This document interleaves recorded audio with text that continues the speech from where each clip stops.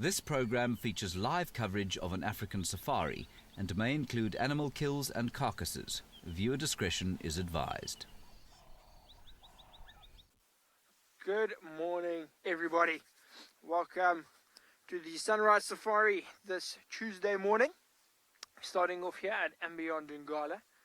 A very, very frosty morning. FC tells me it's 14 degrees. I think it's closer on 10 degrees where I am at least, which is probably about 50 something Fahrenheit. So you're with myself, Sean, and we've got OD behind the camera. You can see it's cold enough that I'm wearing the beanie and the hat and a blanket and the heater. But we just decided to stop here. We're listening, we're watching the sun is coming up on that side, and we were watching it slowly light up the mountains on the other side. That's the Drakensberg mountain range that OD had for you at the beginning there. But you can see a beautiful sunrise like that can only mean it is going to be a fantastic day today. What I was thinking for this morning, what we are doing, we are listening out. This is where Rowan had stopped to listen for the young male lion, see if he was calling at all last night. But unfortunately we didn't hear anything, so we came out again. And we're going to see if we can find him, see if we can find the female with the cubs. That's our plan. While we try and achieve that plan, what we're going to do is send you across to Djuma with David, who's found the first animal of the day.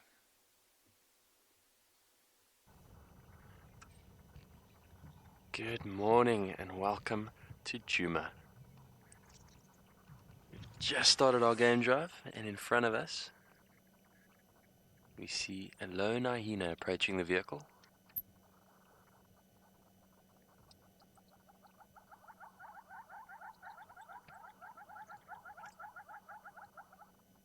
Let's quietly watch as it passes by. It's going to come right up to us.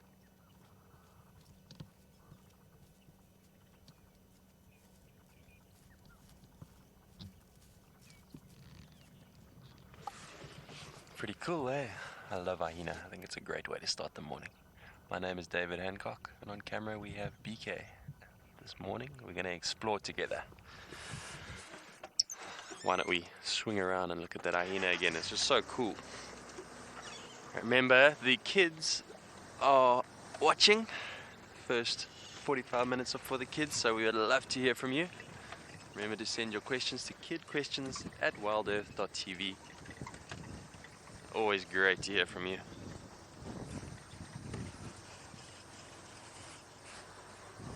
Wonder where this hyena's going. Maybe gonna go past camp, see if there's anything lying around for him.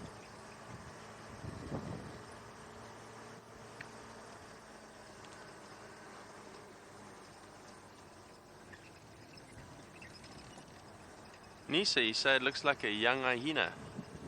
It isn't a very big hyena. It is mature, but it's not huge. Possibly a male that's just become an adult. Difficult to sex hyenas. They, in my experience at least, they are rather hard to sex, but the males are a little bit smaller. Could also just be a younger female.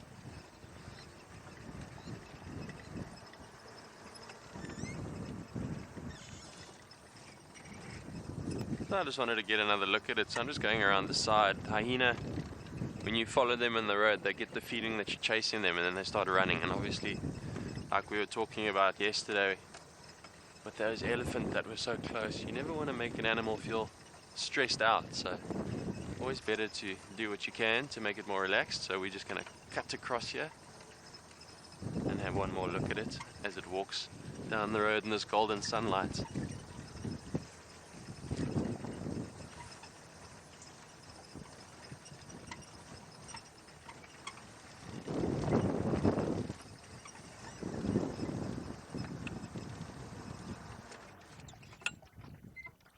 Chris Rogue, you reckon this is cacao?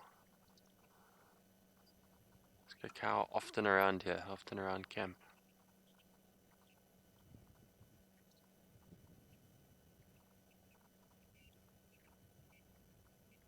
Perhaps this is the hyena that Tristan saw last night. On a mission. Always looking, always smelling. Doing what hyenas do best.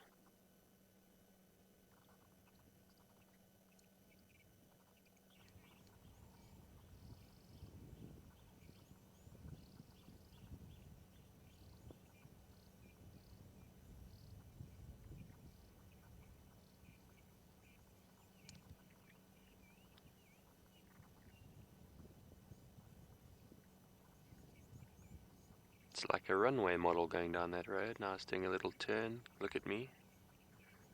I am beautiful, I know. Everyone says I'm ugly, but I'm actually beautiful.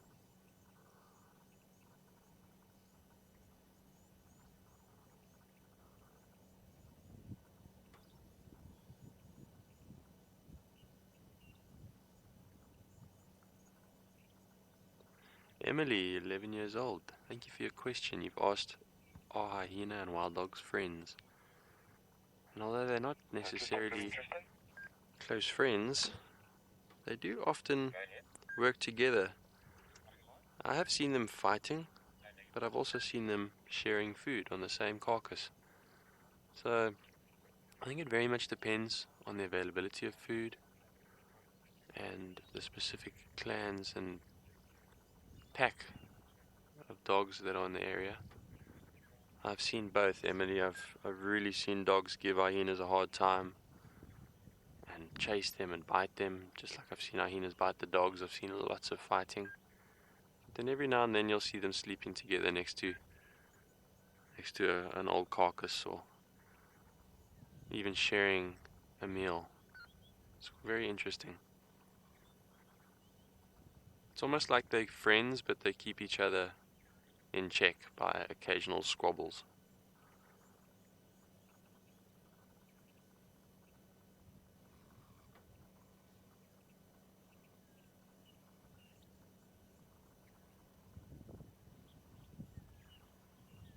Very cool. Well, that's a lacquer way to start the morning. We're going to carry on. And where are we going to head up this morning?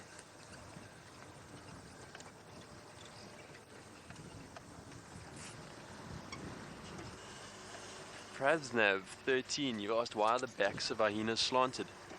That's an interesting question. It actually indicates, at least we think it indicates, super endurance in animals.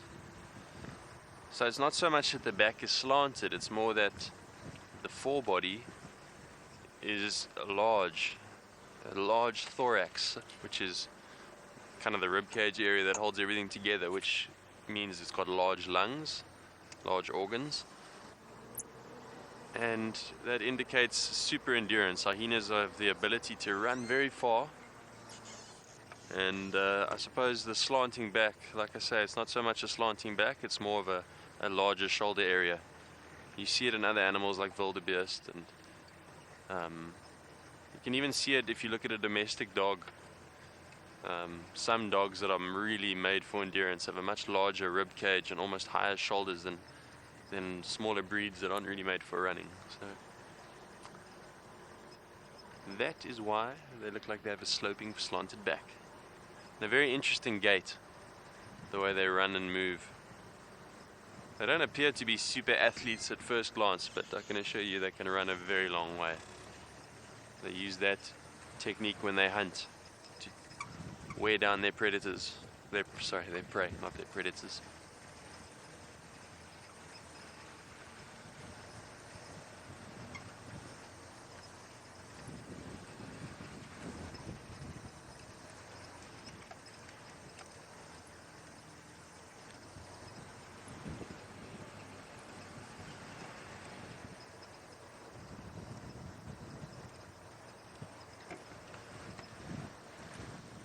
Oh, fresh hyena tracks on the road. I wonder where those came from.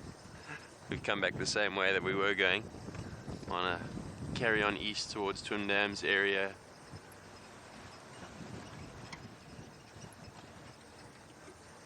See, that's about the only way you can really age tracks.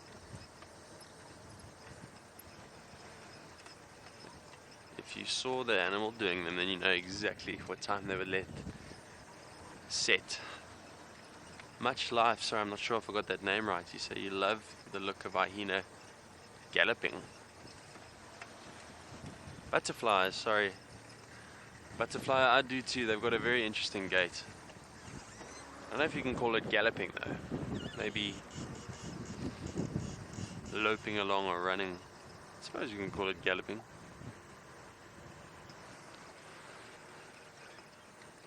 But yes, butterfly, they do have an interesting run.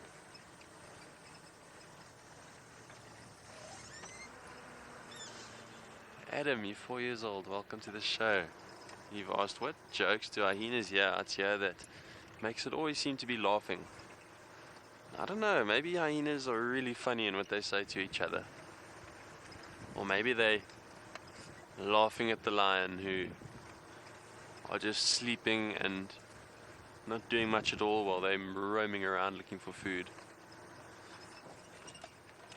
I'm not so sure, but what I do know is that hyenas have a very, very wide range of calls, and one of them is that laugh that you hear.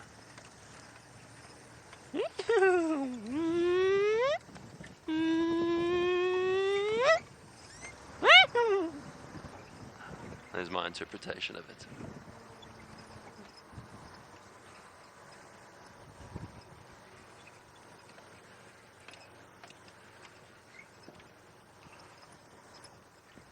But Adam, what would we do without such funny creatures as hyenas?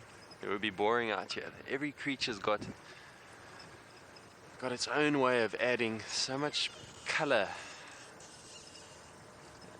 to the bush and to the surrounds. So much individuality and diversity. That's what makes it so special out here. There's nothing boring. Every animal's got something interesting about it. And in the hyena's case, something funny.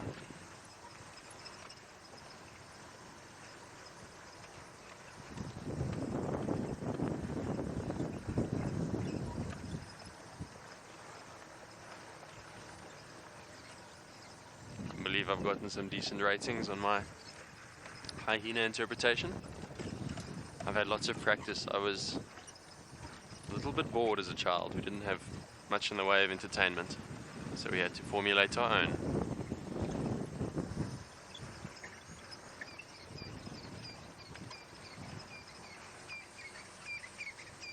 We did have string telephones though. That was my favorite. My favorite toy. An empty can of beans, 2 empty cans of beans, and a string in between, and you can talk.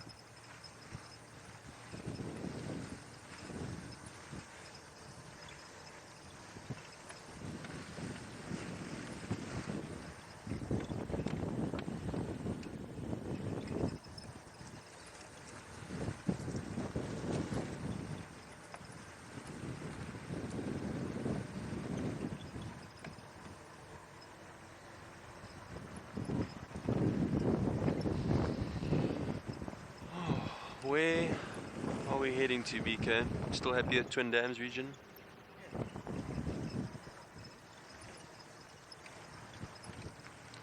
Zach, you're 7 years old. You've asked, what is the ugliest looking creature in the bush?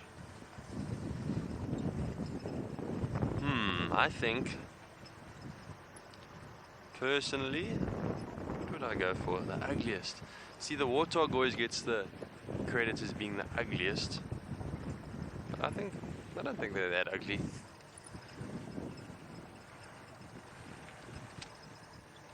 Maybe maybe a hairy caterpillar. Those are pretty ugly. A hairy caterpillar is full of these long hairs. They look like a moving mustache. Nothing that you would ever want to pick up.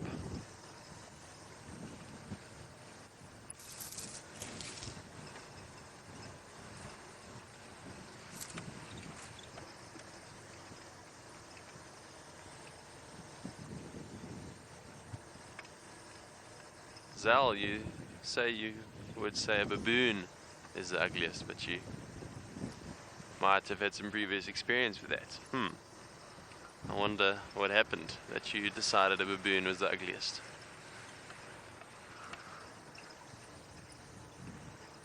And I suppose those baboons can be a little bit ugly at times. Linda, you think wildebeest are ugly? I think they're very cool. I think they're pretty. They've got a lovely shine on their coat, those black faces, especially those big old bulls with those dark black faces, and those nice horns. I don't think they're that ugly. It really probably is the warthog, unfortunately.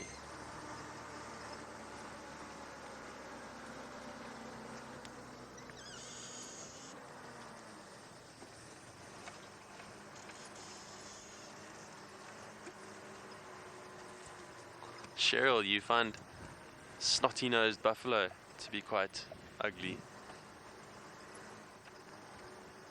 Trying to think of it now. What is kind of gross is when they use those really long tongues to actually lick into their nostril and get all that snot. I suppose that is kind of gross. Not the most attractive.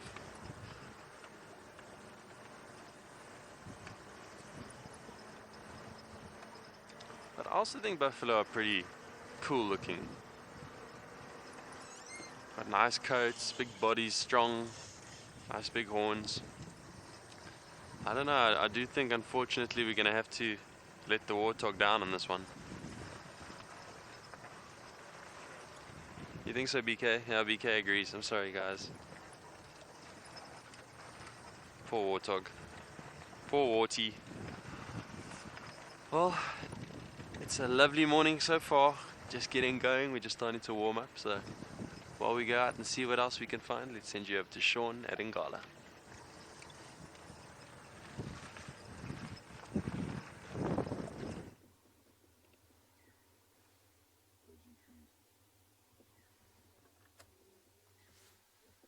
Can you pause my camera, bro? Sorry, I get one jumping through the light.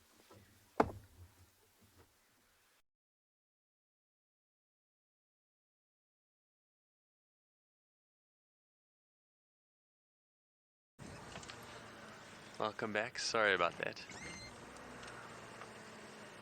Seem to have a little technical glitch there, but we'll sort it out quickly. Just stopped to look at this dead old tree. Something interesting about it. I wonder how long it's going to last, how long it's going to stay there. I can assume it died from elephant by looking at the base and the bark. There is no more bark, it's been ring barked. But sometimes you see trees out here die from lightning strikes. That's quite amazing. I've seen a couple over the years.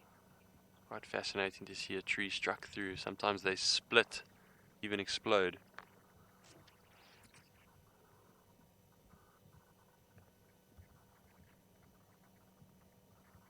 Wonder how long it's still going to be standing there for. We're about to get up onto this high ground here where I'm hoping to pick up on some cat tracks.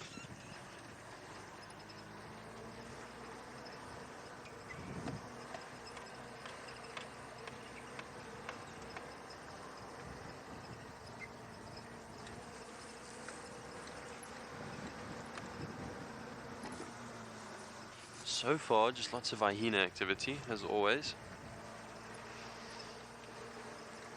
Hopefully we don't find any pots in the bush.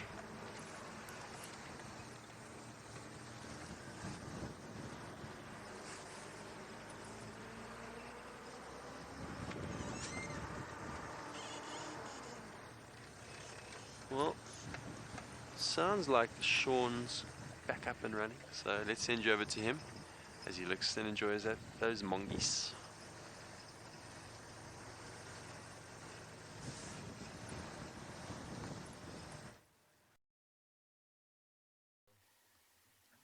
So while we came out of the river, we heard this troop of baboons calling here. So now they're just starting to wake up. You can see a lot of them stood up in those trees. They're slowly starting to come down. But there we go. I'm going to keep quiet and just listen. You can hear them, the adults, sort of shouting at the younger ones. shouting at each other as they're waking up, getting ready to forage for the day.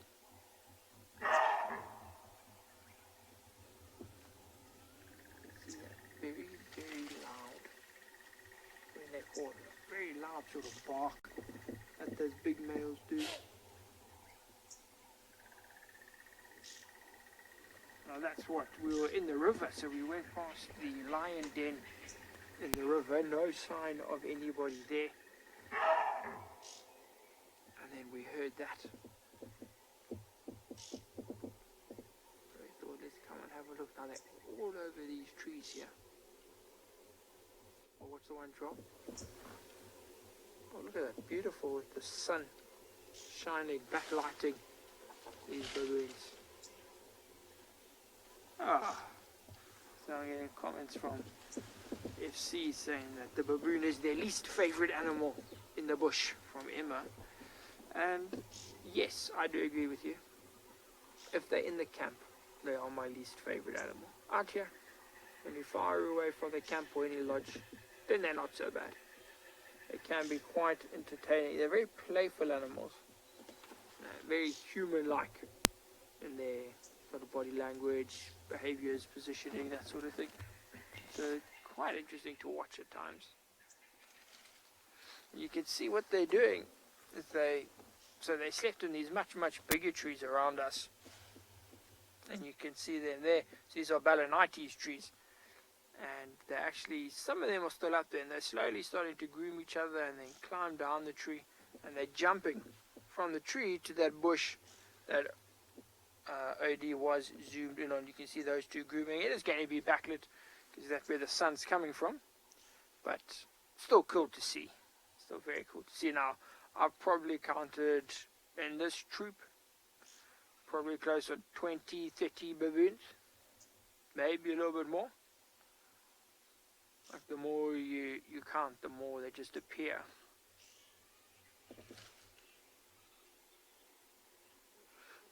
Anna Marie, very much so. Anna Marie's commenting that they can be quite scary with their big teeth. And without a doubt, you see a big male baboon, and they can be very intimidating. Very intimidating. Yeah, they got these four large sort of canines. See, baboons, you know, they do eat meat. I've seen a big male baboon eating a young impala. We were following up on leopards, and we heard these impalas alarm calling. So we were like, yes, we found the leopard. We drove there, and this big male baboon had caught an impala lamb and was just ripping it apart. So these baboons, they do eat meat. They primarily, after fruits and grass seeds and that sort of thing. But they can eat meat. And no, they are quite scary. Because also they're very clever. What you must do is in 2 days' time, when Eric is driving, you must ask him about the baboons at the safari lodge and how clever they are. How clever they are up that side. They've done some amazing things, those baboons.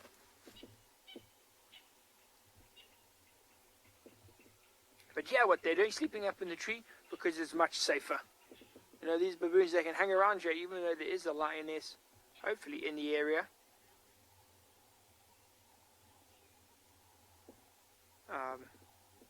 Because they can climb the trees where the lion can't, so the baboons know they're safe.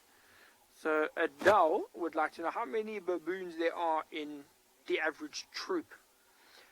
Okay, so Adele, here, I would say our troops range from probably around 15 up to, it's a big range here, but from 15, 20 up to about 40. I think the biggest troop I've seen is closer on about 60 here at Ambient Ngala. You see now this troop's going to get bigger now. Oh, they stopped when the camera zoomed in. Good for them. But Adele, I was in Tanzania about 2 years ago. I went to one of the Ambient lodges there, Lake Manyara. And we drove down, I think they call it a baboon alley in a forest. And the one troop there must have had close on 200 baboons, Adele. Everywhere you looked, there was just baboons, baboons, baboons. It's amazing how people, you know, you look at the leopards, such good climbers, and then you see these baboons just sort of playing around, big ones, small ones, straight up the tree. Incredibly strong animals. Yeah, the ones in Tanzania are just, it's a whole different story there. That is scary. 200 baboons just spread out down this road in front of you. And then you sort of drive past in the evening time. And they all go into the trees to sleep. And it's like the sea just splits. The sea of baboons just splits. And they all go out these trees. It's quite a sight, actually. Then you get a slight favoring towards them. Baboons aren't too bad. And then you come back to work and they break into your room and eat all of your food. And then you hate them again. It's an endless cycle. And you can see, as I say, these ones stepped up in the trees.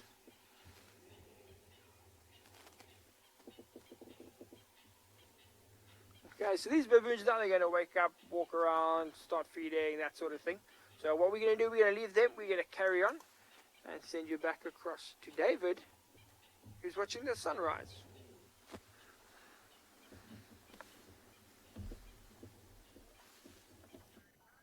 Stopped up here on this high point. Trying to see if we can see anything in the down in the distance in the valley. Hoping to see a tree shake or an elephant bum.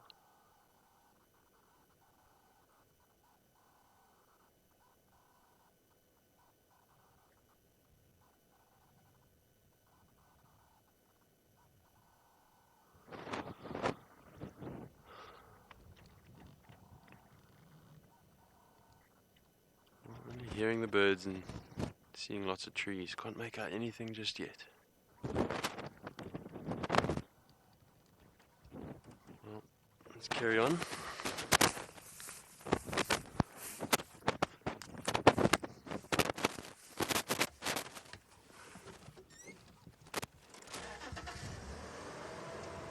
Vantage points are very important in the bush. You have to make use of them whenever you can. You can learn that from our leopard and our lion. Like I said before, when you're tracking them, you often find how they get to high points. They will often leave a game trail to go up onto a termite mound and then have a look around, see if they can see anything, perhaps prey or whatever they might be interested in. So whenever possible, we try and use vantage points.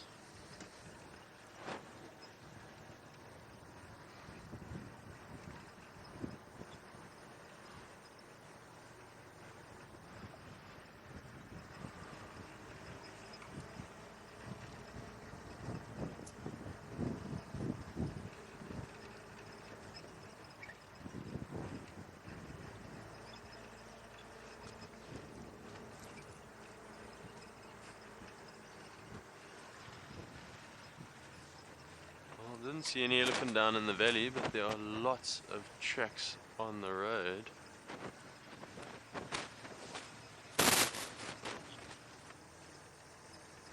Aiden, 8 years old, welcome to the show. You've said, talking about not very pretty animals, you wonder if we see marabou storks in Duma, and we definitely do. On occasion, haven't seen them that often. Actually, Aiden, well done. I think you've just reminded me that perhaps a marabou stork actually is far uglier than a warthog. Thank you, Aiden. I think let's give poor Warty a break there, and rather give it that title to the marabou stork. They are frightful looking birds. Why don't I see if I can pull up a picture and show you what we're talking about. I'll get in my book here. They interesting animals. They scavenge on carcasses, which is unusual for a bird, isn't it? Other than a vulture. Could you look it up in the book here?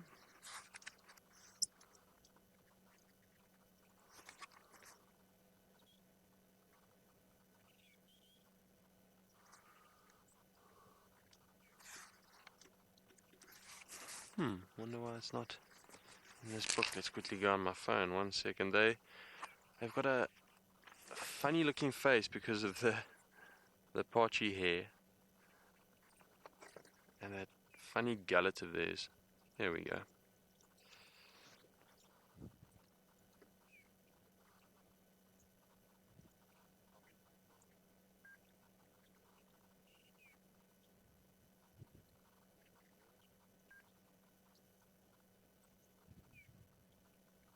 I'm terribly sorry. For some reason I'm not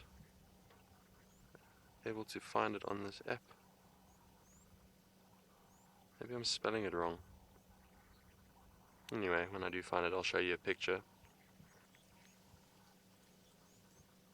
Perhaps some of the viewers could share a visual for others to see why this strange bird that we're talking about.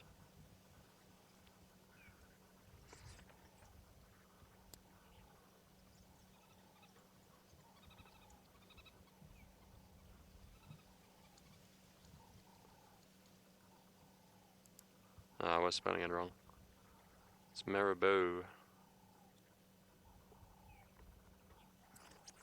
Here we go. I was spelling marabou wrong. How funky looking is that?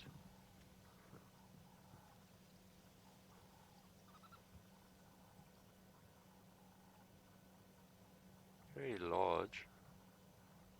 Get up to 1.5 meters tall.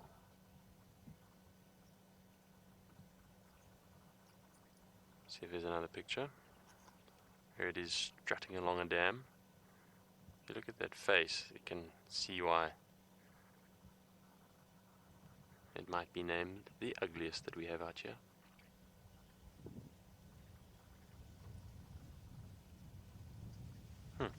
Aiden, well done. Thank you for that. You've really saved the warthog's name this morning.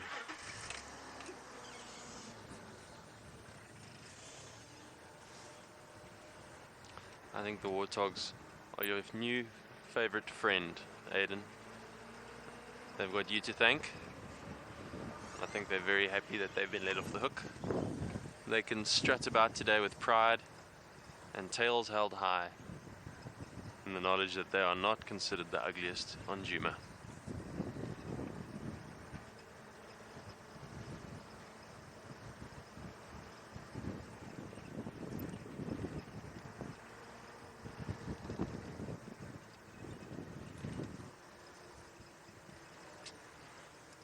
Well, talking about those hyena, let's send you over to Tristan, who has found one.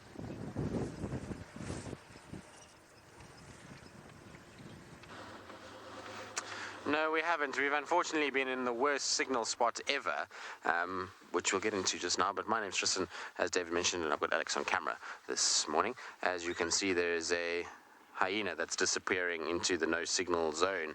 Poor Alex is just trying to give you guys a view of it, but you can just see it moving off in the distance. Now, the reason why we're up here and why we haven't been a part of things this morning is because we decided to come to the north to see if we can find any sign of Kalahari. And we have found a sign of Kalahari. We've got tracks for her all up and, well, basically going down the Buffelshoek cut line towards Sydney's dam, but the area is notoriously bad for our signal purposes, and so we've been struggling to try and kind of balance tracking with, trying to find signals so that we can actually say hello to all of you this morning. It's not been much of a success for us, but unfortunately, I was thinking maybe if I followed this hyena, that potentially could maybe start following her tracks and could get a little bit more of an answer of where she went. The last tracks we have is on the cut line, but they look like they've gone back north into Buffelshoek. I was checking Sandy Patch to be able to work out if maybe, just maybe, she was had come south because her tracks are north of the Sandy Patch area, but it seems as though she has continued northwards back into Buffelshoek. But what I wanted to check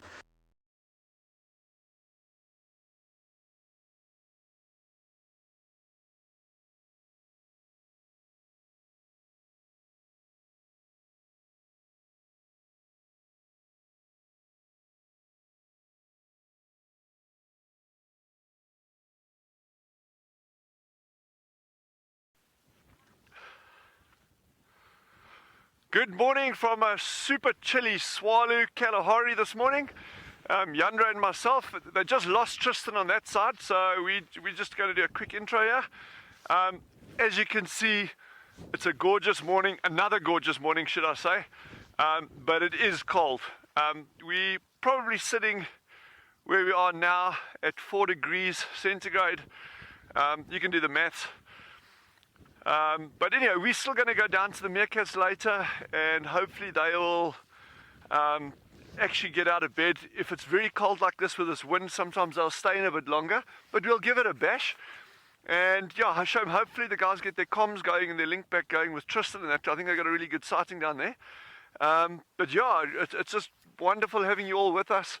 Yandre's sitting on the ground there, freezing cold. But we're going to go back to the landy. We actually brought coffee and stuff with us this morning as well, so we'll keep you entertained. No, I mean, look at this, eh? This is just what a sight, eh? But anyway, yeah, it's great having you joining us this morning.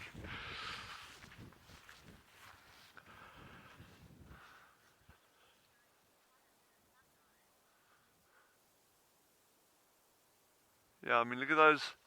The diversity of colors there, and also the patterns of those clouds, and you can see there's some wind high up there, the way it's blowing those clouds,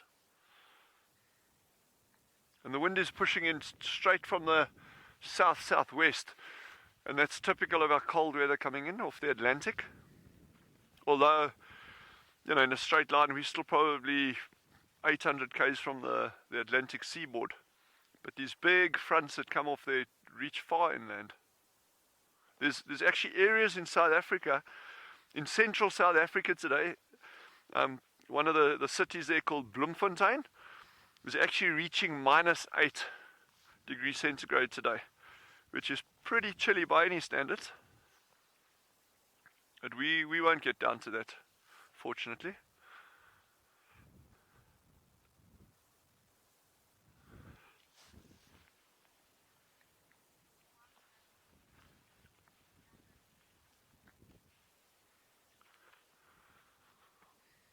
So Yandra and I are going to try defrost on this side and head over to Tristan. They've got their link back again, so please enjoy that.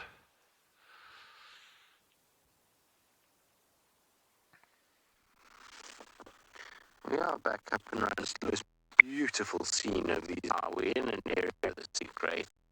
It's the lines. Hopefully it will behave itself. Impalas are backlit with beauty, particularly in the winter months. See the light.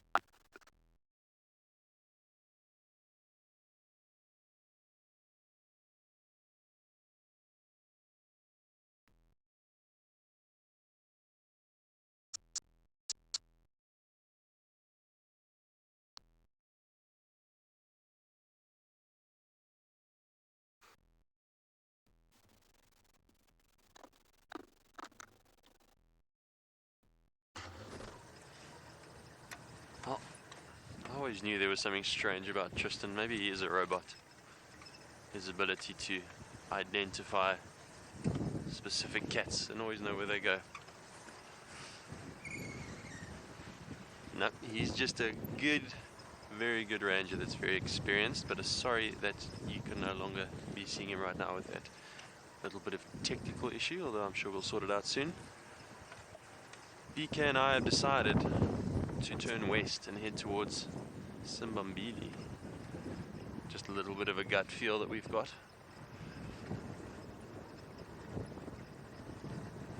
Hopefully it pays off.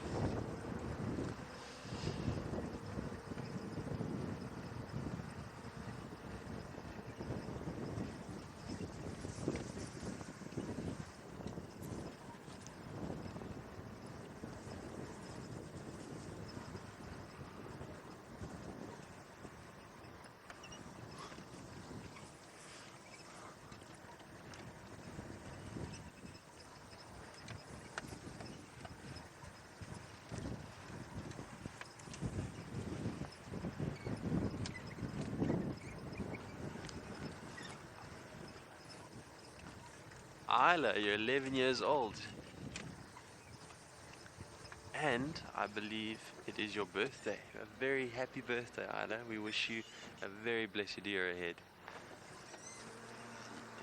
You've asked, do we find... Oh, this is kind of cool. Bush babies in Djuma. And yes, we certainly do. I love bush babies. They're so cool. My favorite thing about them is how far they can jump. They can jump ridiculously far for their size, like a couple meters, a couple yards. And they've got these big eyes that don't really turn, so they have to turn their heads and they look all over the show. So there's lots of them out here at Djuma. Also actually find them all over the place in kind of residential areas around the bush. They like to live in your house's roof, and you often see them bouncing around. Sometimes they'll jump onto your table and steal some yogurt or some honey or a piece of chocolate. They really like sweet things. So yeah, I wish we could have you a birthday cake out here with a bunch of bush babies hopping around, stealing the chocolate off the top. But hopefully you have a lovely day wherever you are in the world, Isla. We're going to have just a quick, cool look. Sorry to go from birthday cakes to poo, but I just think this is kind of cool because it's a very nice look at three different things. There's a track, there's this sketch you could call it, and then there's another track. So what left this was a porcupine. That's what porcupine poo looks like. It's quite a big deposit. Now the track of a porcupine, I'm trying to find a good one. Can you see any good tracks on camera there, BK? Can you see... Sorry, the light isn't great yet, so it might be a little bit more difficult. Porcupines are very interesting feet. Got lots of bizarre formations on their pads, which makes their track quite unique. Not always easy to identify a porcupine track.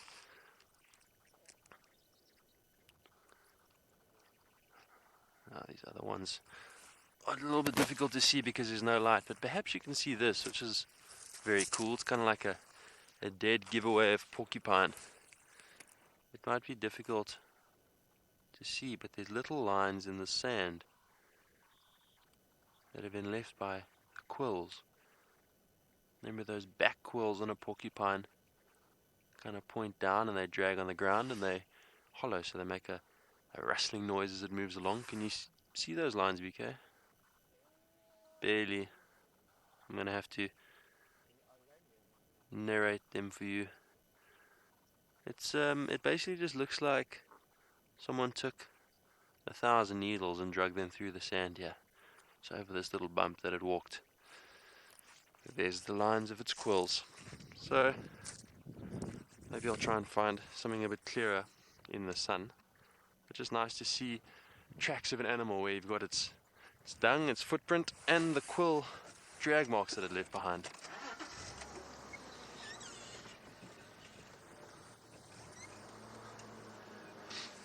And speaking of tracks, it sounds like Tristan has caught up with some leopard tracks, so let's send you over to him.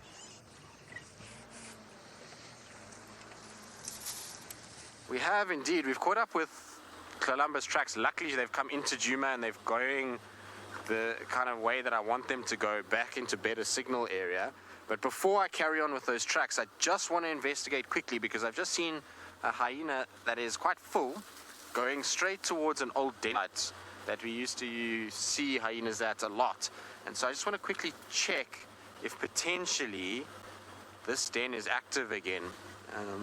So Columbus tracks go a little bit more to the east, but we'll get onto them just now. I think this is just a good opportunity to quickly see. I've seen a lot of hyena tracks in this area, and so I would like to just double check before we carry on if indeed they are back at this den, because we know Corky was seen on the dam cam. Now I've got to just remember where the track is. It's so overgrown these days. It's going to make life a little bit more tricky. It's somewhere here. And she might be using this den site again. She was one of the hyenas that kept her cubs here before, so it'll be worthwhile just having a little look and just seeing if if it's been in use. I don't see too many tracks. Oh, hello button quail. Let's see if it'll stay in the road. There's a little button quail on the edge of the road. Amazing when they run into the grass. Right, now apparently I have missed the better part of the kids session this morning. Much apologies, but kids, if you're still watching, don't forget you can still ask questions. But for all of the others that are joining us this morning, it's a very warm welcome. Remember, you can ask questions, #WildEarth at FC on the YouTube chat. We'll try and answer as much as we can. Now, theoretically, this is the den site here just up in front, and that hyena that we saw was moving this direction. It was coming kind of straight south, heading on a big game path in this way, but it doesn't look like it's too active here. You know, generally when you've got a den site, there's a lot of movement and the pathways are quite clear, but what will give it away is whether or not there's a nice excavation taken place.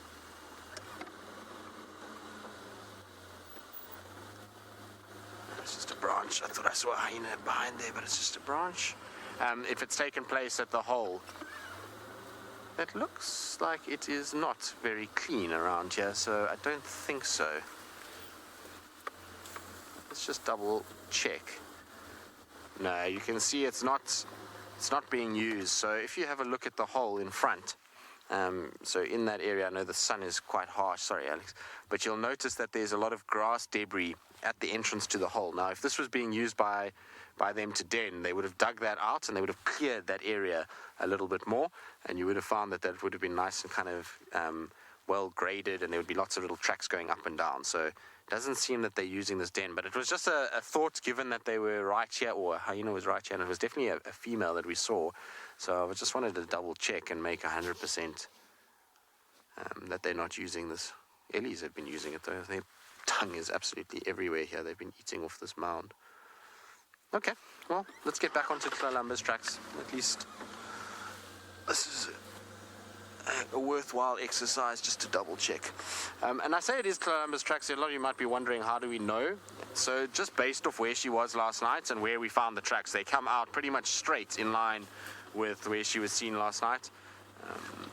And that's why I'm guessing it's her. And now the way that she's walking is almost identical to the way we tracked her the other day. So the other day she was seen at camp, and she walked pretty much up Gallagher shortcut, then straight along the fire break, then straight north. Now she's doing the exact opposite. She's coming south, fire break, going eastwards now, and I'm guessing she's going to go down Gallagher shortcut. We're going to have a little look now and see. If she does, it will be pretty amazing to see the pattern that she's walking, and it will be really good for us because we're starting to then see what she's actually up to. And I was having a thought yesterday as to why Columba could be up as far as she is, and I was actually thinking, I wonder if it wasn't something to do with the dogs. I know Tundi often follows the dogs around when they're on Djuma to try and steal little scraps from them, so maybe Columba's learnt the same habit, and that's what dragged her so far north, because the dogs were seen there yesterday exactly where she was. So could be that's the case. Okay, I'm going to get back onto the tracks. Hopefully we find her. In the meantime though, let's send you back to Sean up at Anbiangala and see how he's getting on.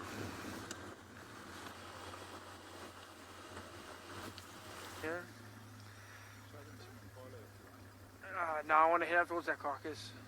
I'm going to show them a dead impala.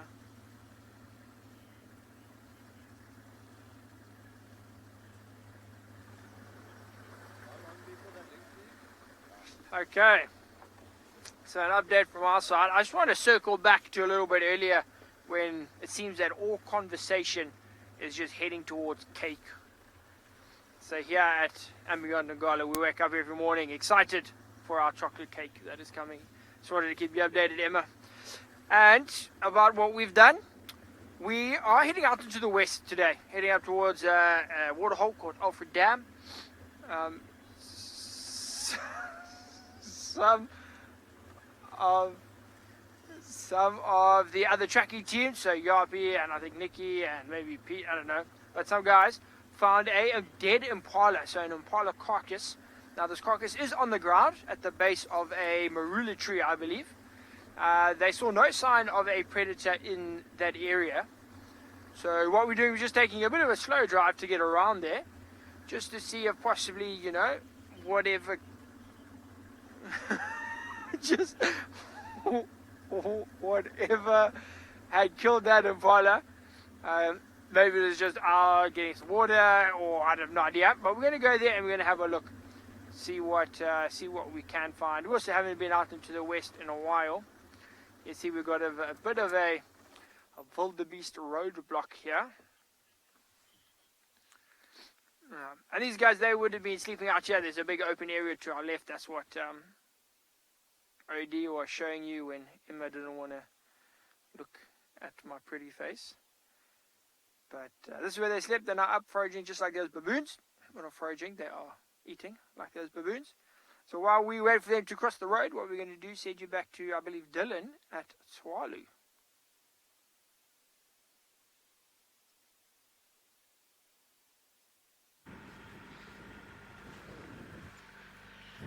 So Yandra and I are on the way to the Meerkats now. But I'm going to guess that they're still going to be snugging in bed for quite a while yet. But we're just going to amble along. Maybe we bump into something on the way. And as always, feel free to ask us questions, chat with us. Doesn't matter what it is, plants, geology, animals, birds, insects, whatever it is. All right, we're really cool, happy to field those. And just enjoy the journey with us, the drive, eh? And it really is nippy out here this morning. Wow.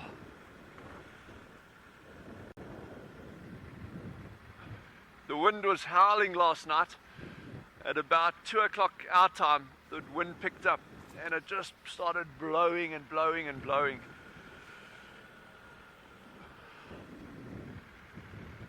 And obviously in weather like this, it's very important for these little animals to shelter.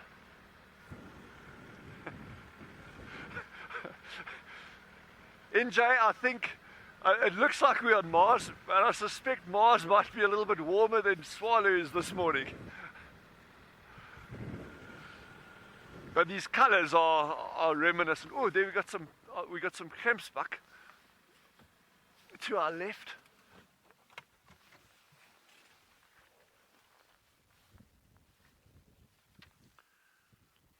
Yandra is just zooming in there.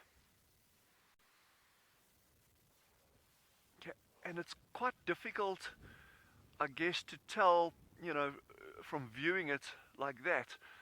But what we can see very, very clearly sitting on the ground, we're about 120 yards from these animals. And their hair is all standing on end. And that's, so in other words, essentially what they've got is goosebumps because of this cold wind. And as we were talking about, those of you who joined us yesterday with the meerkats, watching their hair standing up like that, it helps trap that warm air against the body. And so in other words, it just helps them actually just keep warmer, it helps with thermoregulation.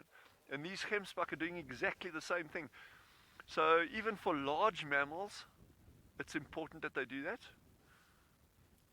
And so you can just imagine how much more important it is for small mammals.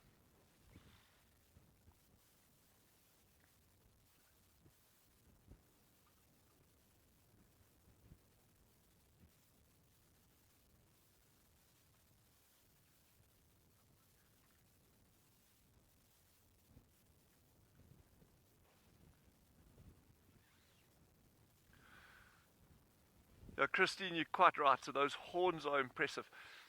And interestingly, again, those of you who joined us over the past couple of days would have seen that kudu carcass that we were at.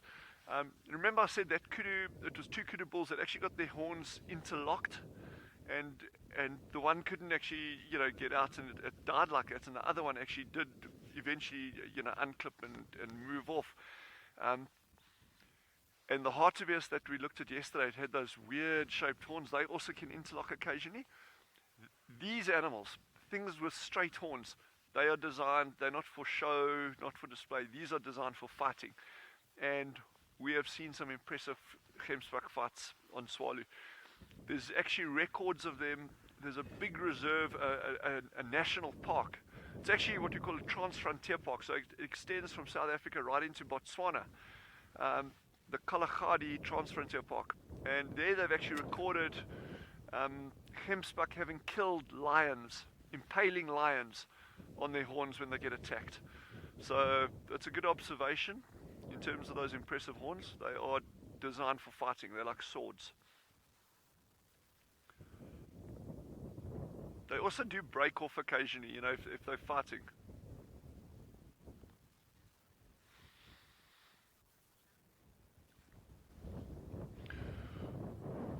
So we're going to let these hemsbuck go on their way, and we're going to move down to the meerkats. But head over to David and see what he's got that side. Hopefully they're a little bit warmer than we are. Well, look what we found. Unusual this late in the season to see these guys crawling around. This is no other than a millipede, also known colloquially in the local kind of dialect as a shongololo. That's what we call them in South Africa. Shongololo is derived from the Zulu word ushonga, meaning to roll up. So that is where the shongololo comes from. I'm not sure where the lolo part came from. But millipede comes from the Latin of 1,000 foot. You can see there as it turns in the sun. All those little feet, lots and lots of them.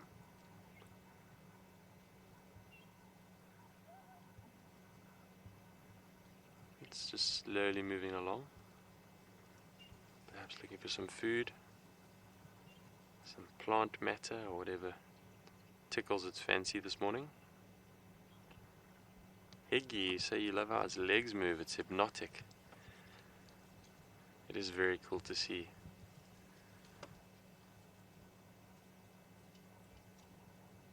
Sometimes if you pick one up, it's like ticklish as it walks over your arm.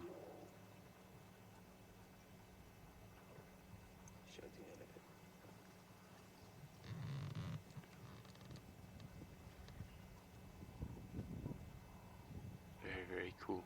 They can actually live pretty long. I've read that some species can live between 5 and 10 years. Isn't that amazing?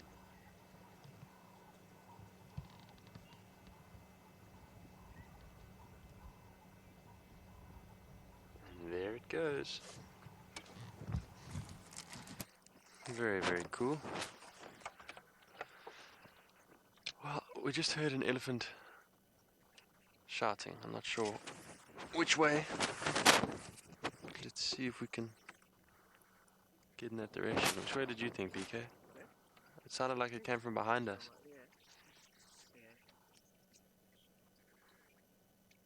Happy Eagle, you've asked, does it really have 1,000 legs? I've never counted. I don't think it actually has 1,000 legs. It seems quite high.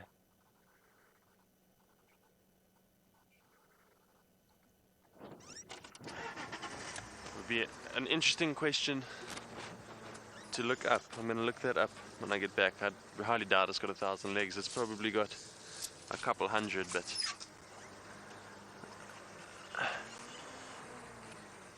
an interesting question. Well, while we think about how many legs Mr. Millipede has, Mr. Shongololo, then send you back over to Dylan with the giraffe. Enjoy.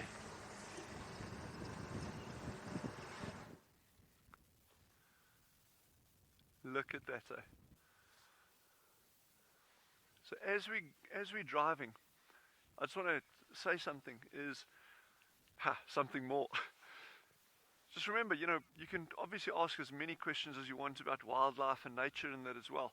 But also feel free to take the opportunity. I mean, we've got an insanely talented cameraman here, Yandre, and he's just making the most of this. So that's what we call backlighting, and it really highlights the hair, the edges of an animal, while the front piece is nice and dark. And that's just a really fun technique if you're out there. And those of you who travel, even if you enjoy photography in your back garden, making use of backlighting can really add another dimension to your photography. So although we're showing you some really cool things, also don't be shy. If you want to ask us other questions about that, feel free.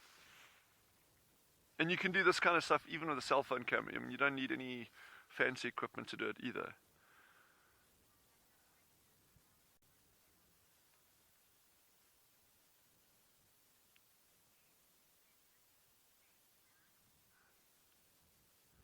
It certainly is insane, Glenn. I mean, that is just drop dead beautiful. I mean, that's...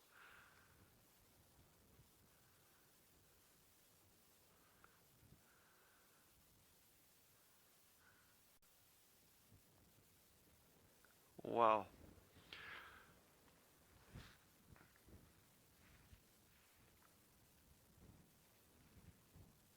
I don't see, I'm looking around and I don't see any...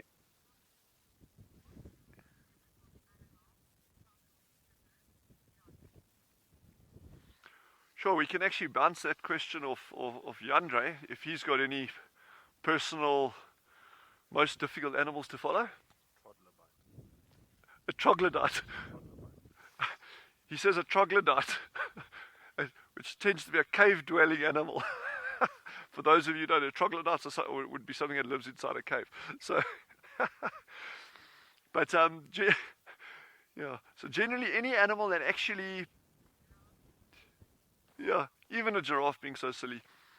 But I personally find anything that's very fast moving, and obviously your low light photography, so trying to film an artwork moving at night, you know, if you don't have the correct lighting equipment, that becomes really challenging. But high speed animals, so a cheetah racing across a plain chasing something, or you know, birds in flight, but it certainly presents fun opportunities to actually practice your photography skills. So yeah, you mustn't be shy. The best way to learn to do what Jandro is showing us, like how he's mastered this, is just get out there with a camera and just do it. So just practice. And it helps if you've got a nice subject that cooperates like this giraffe. Here's a question for the morning. Question time. Is this a male or a female giraffe?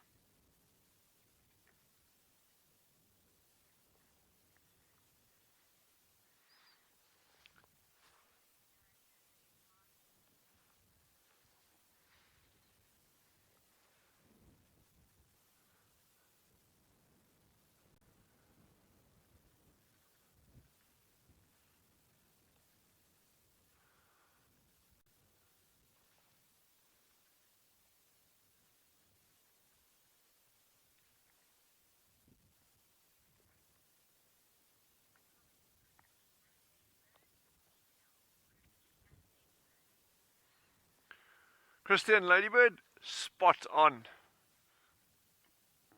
Well done, well done.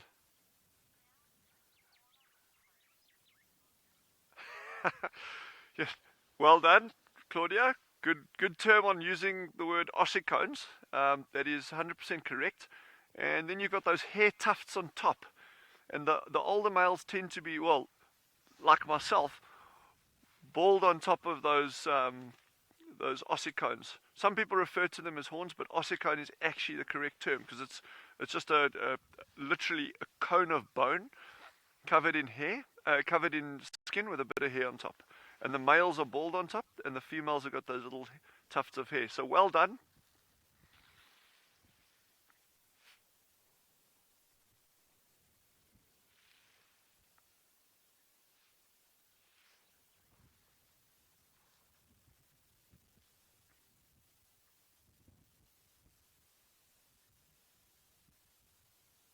Wow, that is beautiful.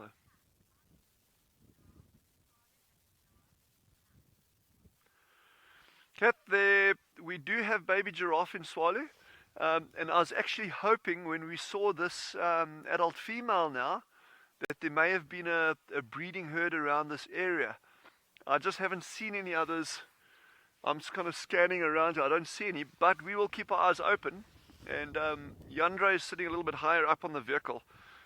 So he's got a better vantage point there, but we'll keep our eyes peeled, and if we see any baby giraffe, we will definitely stop and have a look at them, because they are just adorable. Wow.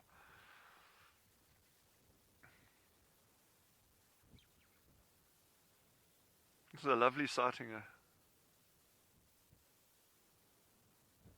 I always find, if you're looking for things in the bush, you mustn't just look at, you shouldn't just look at an animal and say, oh, that's a giraffe, or that's a kudu, or wildebeest, or whatever. Look at their behavior. And very often, animals will give you a very good indication of what's happening around you, even if you can't see it. So if that giraffe was stopping and staring at something in the distance, you could stop it, oh, there's a giraffe, and it's a female, or it's eating, whatever. But if it's staring, you must interpret that. And that giraffe, if it sees something like a predator, or even if it's not sure what's behind a bush or in long grass, it'll stand there and stare until it's satisfied itself that it knows what that is and that it's not a threat to it. And kudu will also do the same thing. Zebra do the same. All these herbivores do that. So it's very cool just to actually sit and watch an animal and watch their behavior, as opposed to just saying, oh, that's a giraffe and it lives for this long and its gestation is this and it has so many calves. Those are the easy things, you can get in books.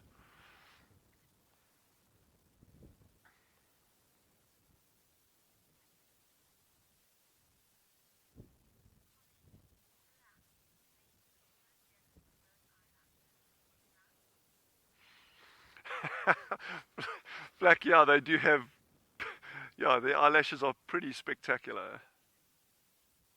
And they are super noticeable, especially up close. She's shaking her head.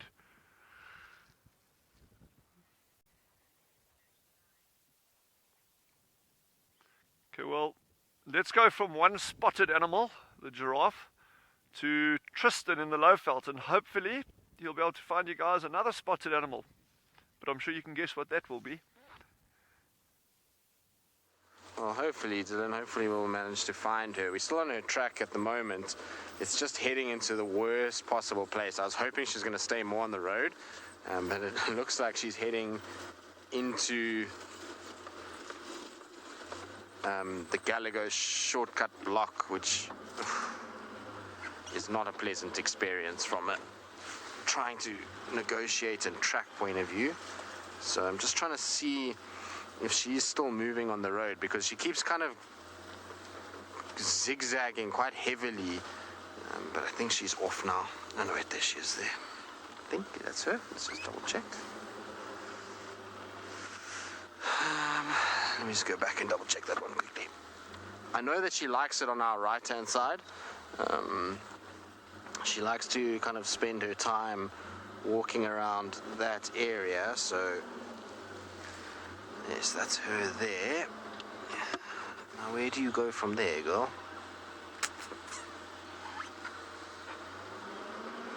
So I don't see her on the road anymore, but her track is facing straight. Dacian, you might be right. Opticap is, maybe it's time for that. I think she's gone into the block here. I don't see her tracks anymore.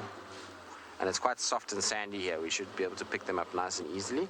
Let's just go a little bit further ahead, and just in case she just scent marked and comes back on the road. Sometimes what they do is they just scent mark and then bend back onto the road. So it's just good to go a few meters ahead and just double check. The problem is that section of really nice soft sand is going to end shortly, and we're not going to see much. It's going to become really, really hard sand, which is not easy. Okay, I need to concentrate and try and see if we can find her and see what's going on. We know she's tricky the best of times, and in this area she's going to have to be literally standing right up next to us for us to spot her. But let's see what we can do. In the meantime, though, let's send you to Sean, see what he's busy with.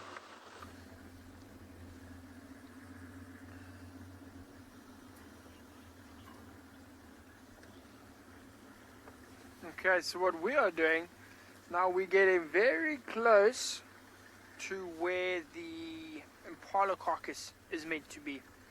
Now what I believe, it's on our left hand side somewhere, under a marula tree, is what I was told. So there are quite a few marula trees in the area, so we're going to have to look carefully, but hopefully we can find it and see if there's anything happening, if there's any activity in the area. Okay, so there it is there. So let's have a look Actually, OD, I think you might be able to get it from here, hey? If I stop you over there, so there. Okay, so apparently there's a bit of a timing difference with my mouth movements and the noise, but that's okay. You can look at the impala while I talk. So there you can see the carcass at the base of that tree. It's obviously in the shade there now, that's why it's a bit hard. But that is an impala. It looks to have been eaten quite a lot. You can actually see a little bit of red on the far side. Now that is the ribs that are sticking out there. Oh, there we go, you can see just at the top left there, that's the sunlight catching onto what I believe to be the rib cage. So it looks like whatever was eating it, be it most likely a leopard,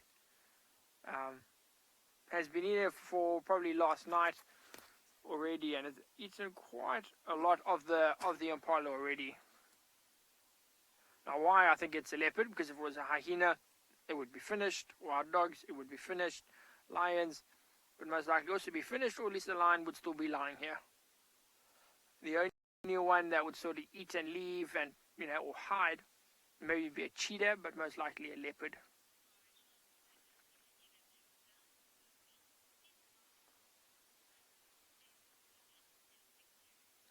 Yeah, so I think we're having a few signal difficulties here, so we're just going to hang around for a little bit, have a look, see what's happening, and while we do that, we will send you back across to Juma with David.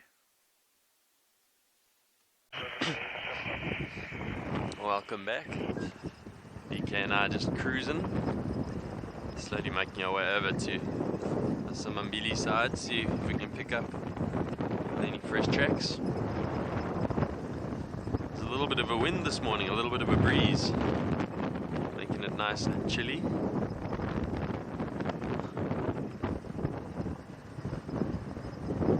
It's amazing how when you're in the thicker bush, like back there where we had that shongololo, there's no wind, it's a lot warmer, and you get out into these more open areas, larger roads with fewer trees, and immediately the wind picks up. It's amazing how vegetation plays such a massive difference in dampening wind.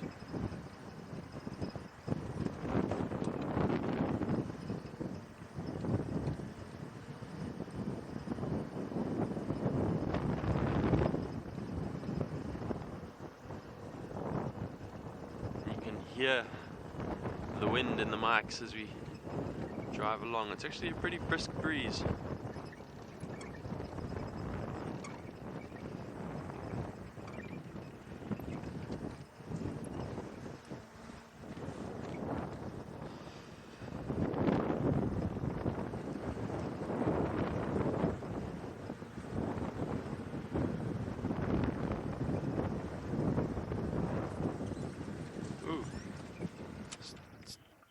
Steenbok. We just had a brief glimpse of a steenbok. Can you see it there still, BK?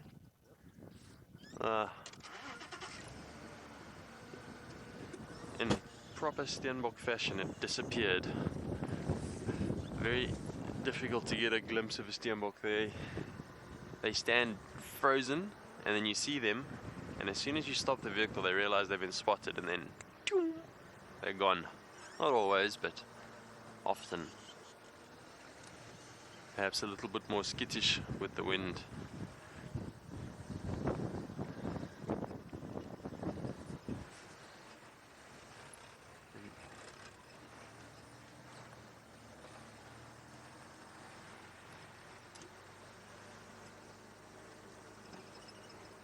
Safari Kitty, you've asked what is the funniest thing I've ever witnessed while on safari.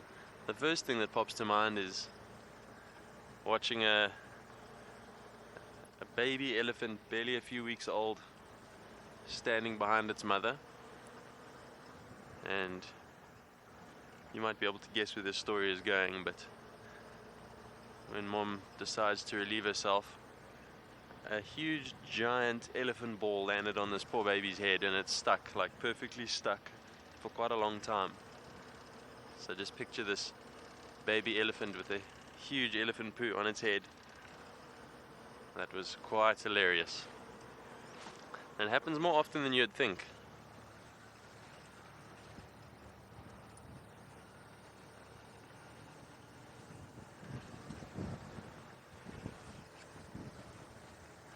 The bush can be very funny at times. Animals sometimes seem to possess a sense of humor.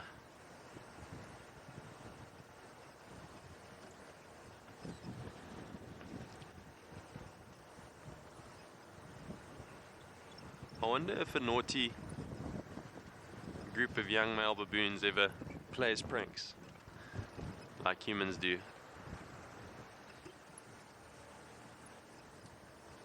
Do pranks on each other.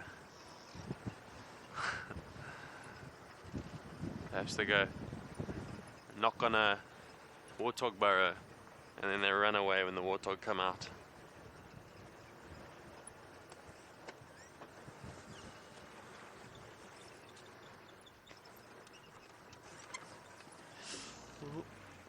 While I reminisce on the comics of the bush, I'm going to send you back over to Dylan, who's still warming up this morning.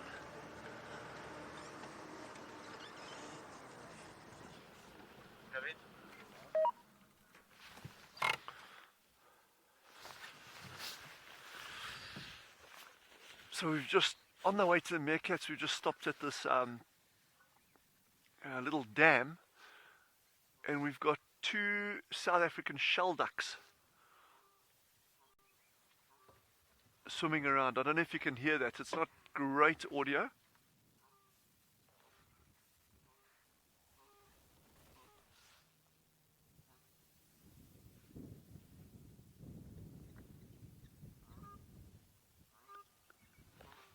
You can hear that honking. Yeah, so they're doing this. They're going.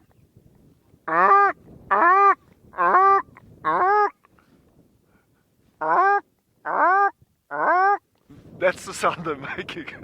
That's my bad imitation. And with a lot of birds, your female tends to be more brightly colored than the male. Or actually, yeah. And so if you look at these 2 shell ducks, it's the male sitting on the right over there and the female sitting on the left.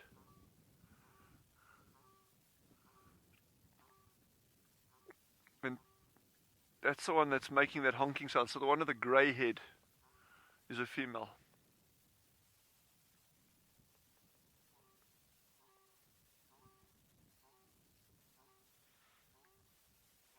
What's very interesting, what I find very interesting about these birds, and there's lots of cool things about them, but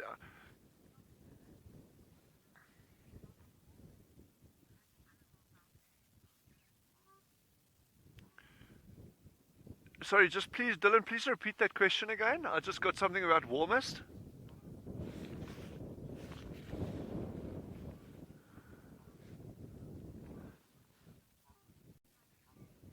Ah. So Dylan, yeah, the warmest time of day for us out here is typically around about 1 o'clock to 2 o'clock. That's just after the sun's reached the zenith, and then it slowly starts cooling down again from say 3:30 onwards. But in summer, you know, if you've had a day of, let's say, 40 degrees in summer, I mean, by 9 o'clock at night, 10 o'clock at night, it can still be 30 degrees. So, you know, but the warmest time of day is really 1 to 2:30. So one would think, yeah, the middle of the day is the warmest, but it doesn't work like that. And then the coldest, Yandra and I were chatting about it this morning, is exactly the same. You know, there's always a lag. So one would think, oh, the middle of the night must be the coldest, but it's not. It's actually the early hours of the morning as the temperature starts dropping just before sunrise. So we have some of the most beautiful clouds coming in now. We've got these high cirrus clouds.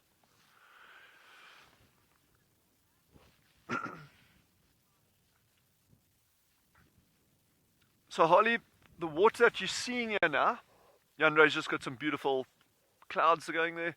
The water that you're seeing here, I want to just mention a couple of features here. You've got that thing that looks like a sunken boat, like an ark in the middle of the dam there. And that is a freshwater crib. So what we do, we have a solar panel, so a solar pump, quite far away from here. So that'll pump water into that, and then that overflows into the dam. But that's a tiny, tiny, tiny bit of water that actually comes in. It's a small volume. The rest of this water that you're seeing is actually rainwater. We had really, really good rains this year, and that's why it's filled this dam up like that. So that's just the little drinking crib, and the rest is rainwater. But I think while the shell ducks are out and they're trying to get warm now, let's go see what those meerkats are up to. And we're going to pass you over to Tristan.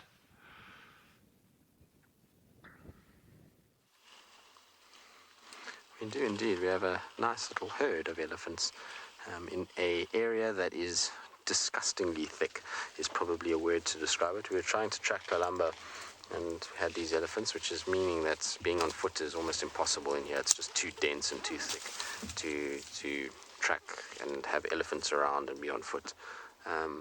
So we were trying to just see if we could find any sign of her, but in all honesty, in this area, unless she comes running to the car or is sitting up in a tree or on a mound, we're going to have probably at 1% chance of finding her in this stuff. It is incredibly thick. If you think that elephants and the size that they are and their uniform color, this dark gray color, blend in and in a place like this, you can imagine what a small little leopard female with that rosetted pattern can do. She'll just get into this grass, and if she doesn't want to be seen, she's just going to drop her head and just stay nice and still, and we'll probably end up driving very close to her, but past her. So what I'm doing is I'm just sitting with the Ellies now in the hope that we can hear an alarm call. There's a nyala that I saw just now, and so there's things around that potentially could indicate that she's here. It's going to be a much better plan than trying to walk through these thickets. The other thing with Kalamba is even walking here and tracking her is not going to be a worthwhile endeavor, because we know she's not great on foot. She doesn't really like people on foot, and so she's just going to sneak away or try to run away, and we won't find her again. So tracking her on foot in this particular block is really not going to be a worthwhile exercise. In fact, all it's going to do is stress her out, which is not really the idea of what we're trying to achieve. But as Emma so rightly pointed out, this is a wonderful way just to be stuck for a little bit, and like I say, it gives us a great opportunity to listen to what's going on around us. Birds, squirrels, you never know, something can alarm call and give us a better indication of where she went. The good news, though, is that she's come quite far back into Djuma, and that's a really, really nice thing. I'm sure you guys can hear he's ripping the branches at the moment. It's been noisy this morning, as elephants generally are. You're going to come say hello, girl. And they're after all the round-leaf teak that is in this particular section. It is very pretty, isn't it? Emma was just saying, you guys can see dust particles and a few little insects and the kind of light and the shadows. It's a very, very pretty scene sitting here. I will say this, though. This morning is warm. It's hot, hot, hot this morning. It's not nice at all, actually. It feels like a summer morning in some respects, which is the calm before the storm. This is what happens. You get this berg wind that picks up and warm weather just before the cold front hits. And yesterday we were talking about the change in weather that's coming. As soon as these winds start to blow and you see a few clouds, changes are on their way. So I would imagine maybe by tomorrow morning it'll be a very different scenario. But it's hot today, and you can actually see how warm it is just if you watch the elephants. Watch how much their ears are flapping this morning. I mean, it's only 8 o'clock on a winter's morning, and this normally is quite chilly at this time, and the elephants generally are not flapping their ears much at all. But because it's hot today and the sun is warm and there's not much of a wind at this stage, their ears are having to do a lot of work in order to cool them down and get them into a more comfortable temperature zone.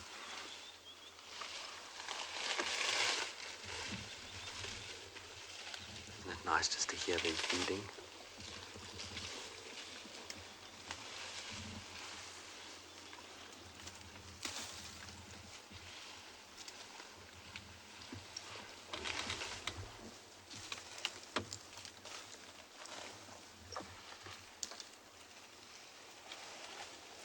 I love sitting in a herd in dead silence and just listening to them. The nice thing about elephants is they've got so much of a variety of noises that they make, from their feeding behavior to young ones that grumble and moan for milk, to branches being broken, trees being pushed over, grass being moved. There's just so many things and noises that they make. My favorite is when they chew their food, like this one in the front, especially if it's quite a woody branch. You can actually hear the wood being crunched down in their mouths. It's pretty cool.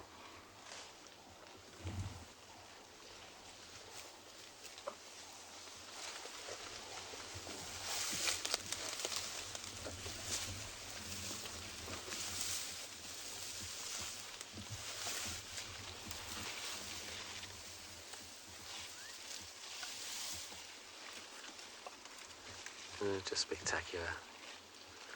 Sometimes you have to kind of pinch yourself when you sit in situations like this. It's, like I say, a beautiful, beautiful morning. The sun is shining. Sitting in the middle of an elephant herd, listening to them all around you, and they showing complete trust in us. When we first saw these guys, all we could see was the back of them in the distance. And slowly but surely, they've wormed their way right up close to us. And so just coming to have a look at us as much as we are at them. And it's just the most peaceful way to spend a day. We're being surrounded, Alex.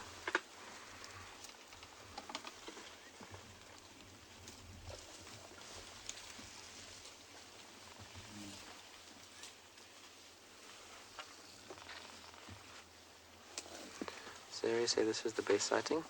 Boy, where are you going? Look at this one. Trying to smell us in front? What are you doing?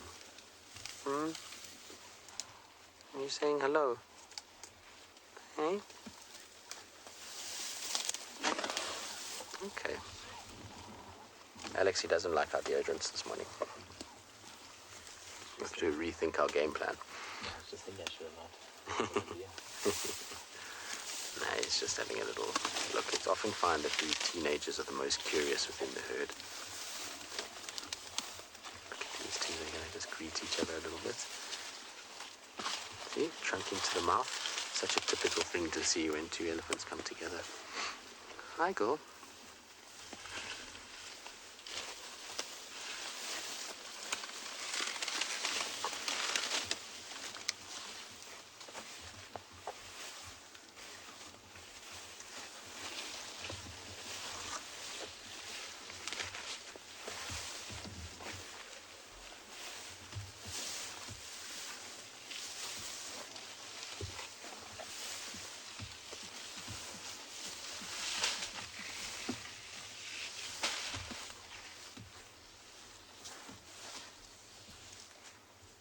Amazing. It just goes to show that sometimes sitting quietly and enjoying and following on another animal can lead you to something quite special. And like I say, sitting with these guys is as special as it gets. And I'm just going to quickly turn around so that we can see them again. Obviously don't want to go too fast. It's quite dense, it's quite thick in here. And so we don't want them to panic and feel like we're on top of them. So we're just going to go, oh, sorry, little one. Just starting the car. You hear that little trumpet from behind me. There we go. So there was a little trumpet from behind us. It's almost like it had a little frog caught in its throat. What are you doing? Are you smelling us?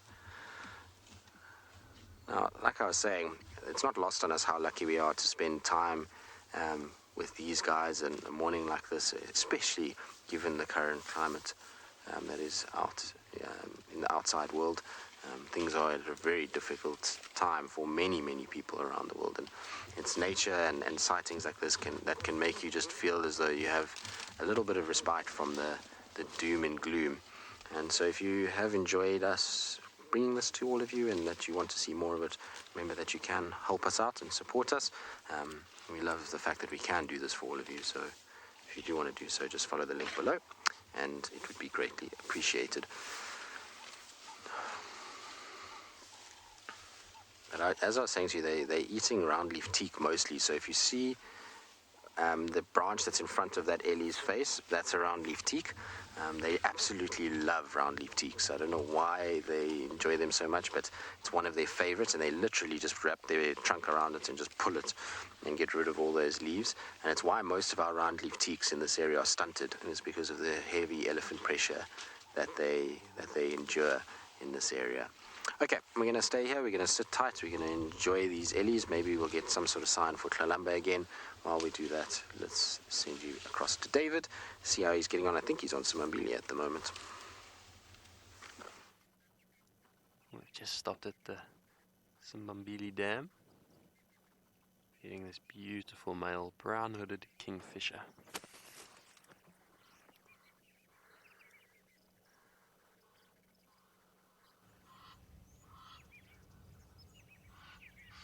You can tell it's a male because the back plumage is very dark and black, whereas the females are a little bit browner.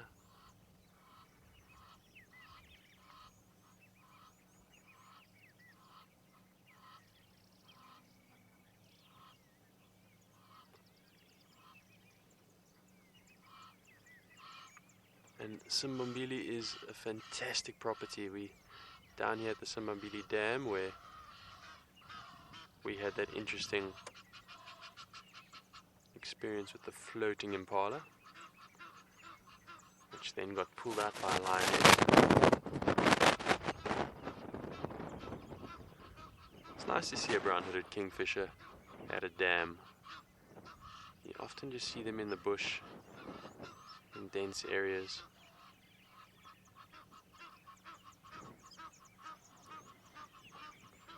And they actually eat a lot more insects and geckos and it's gone off, chameleons, etc. than they do fish. So nice to see them at the dam. Why are these Egyptian geese being so noisy?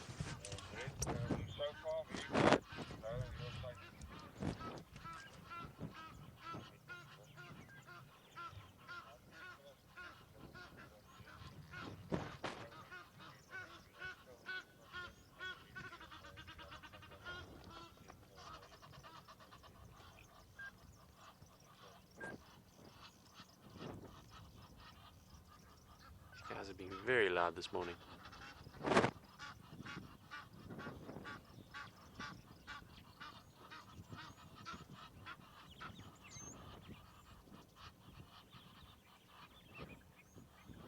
Seem rather agitated. I wonder what's agitating them. A lot of bird life. What's that tree full of? Are those almost look like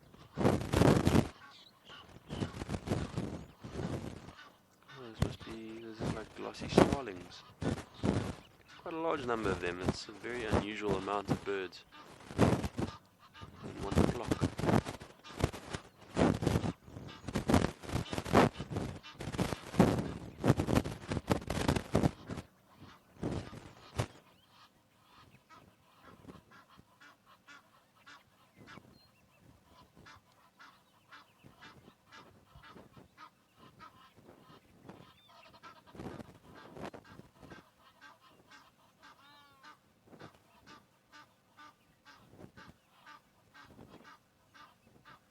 For the break up there. Slight delay in the audio, but hopefully you can still hear these geese going crazy. Some lovely bird life here this morning. There's lapwings, little grebes cruising around. Lots of starlings. I haven't seen that many starlings in a long time. And of course, the king of the world, the Egyptian goose. Standing up there making his presence known.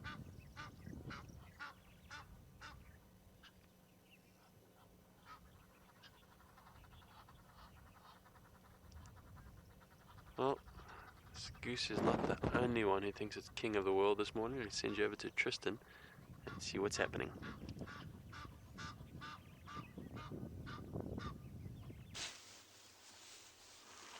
We did have a sassy young Elliots. Unfortunately, just moved away, of course. They were sitting so nice and still. And then, you know, they decided to move. So we're going to have to move a little bit. I didn't want to move too much because obviously in thick areas like this, ellies don't like a lot of noise around them and bushes being crashed down and the feeling like they're being sort of chased by something through the thickets. So generally, if you can just park a little bit further away from them and stop and just watch them and let them be comfortable, it works a lot better. And when we first saw them, it's exactly what we did. They just came right up towards us rather than us going towards them. So now it's a little bit different because I don't want to drive kind of right in behind them and them feel like they've already passed us and now have to be chased by us. So I'm just trying to go nice and slow and avoid crashing into any bushes or anything like that.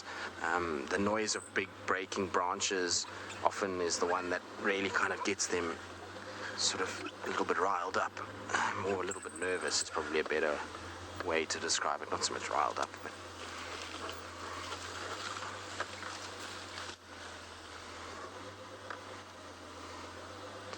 AJ asking, how do elephants have such white teeth? Does it have something to do with what they eat? Well, I mean, a lot of the thing is with their teeth is that their teeth are not being exposed to what our teeth are exposed to. Our teeth are exposed to horrible things in the form of sugar and all that kind of stuff, which helps just decay our teeth that much faster.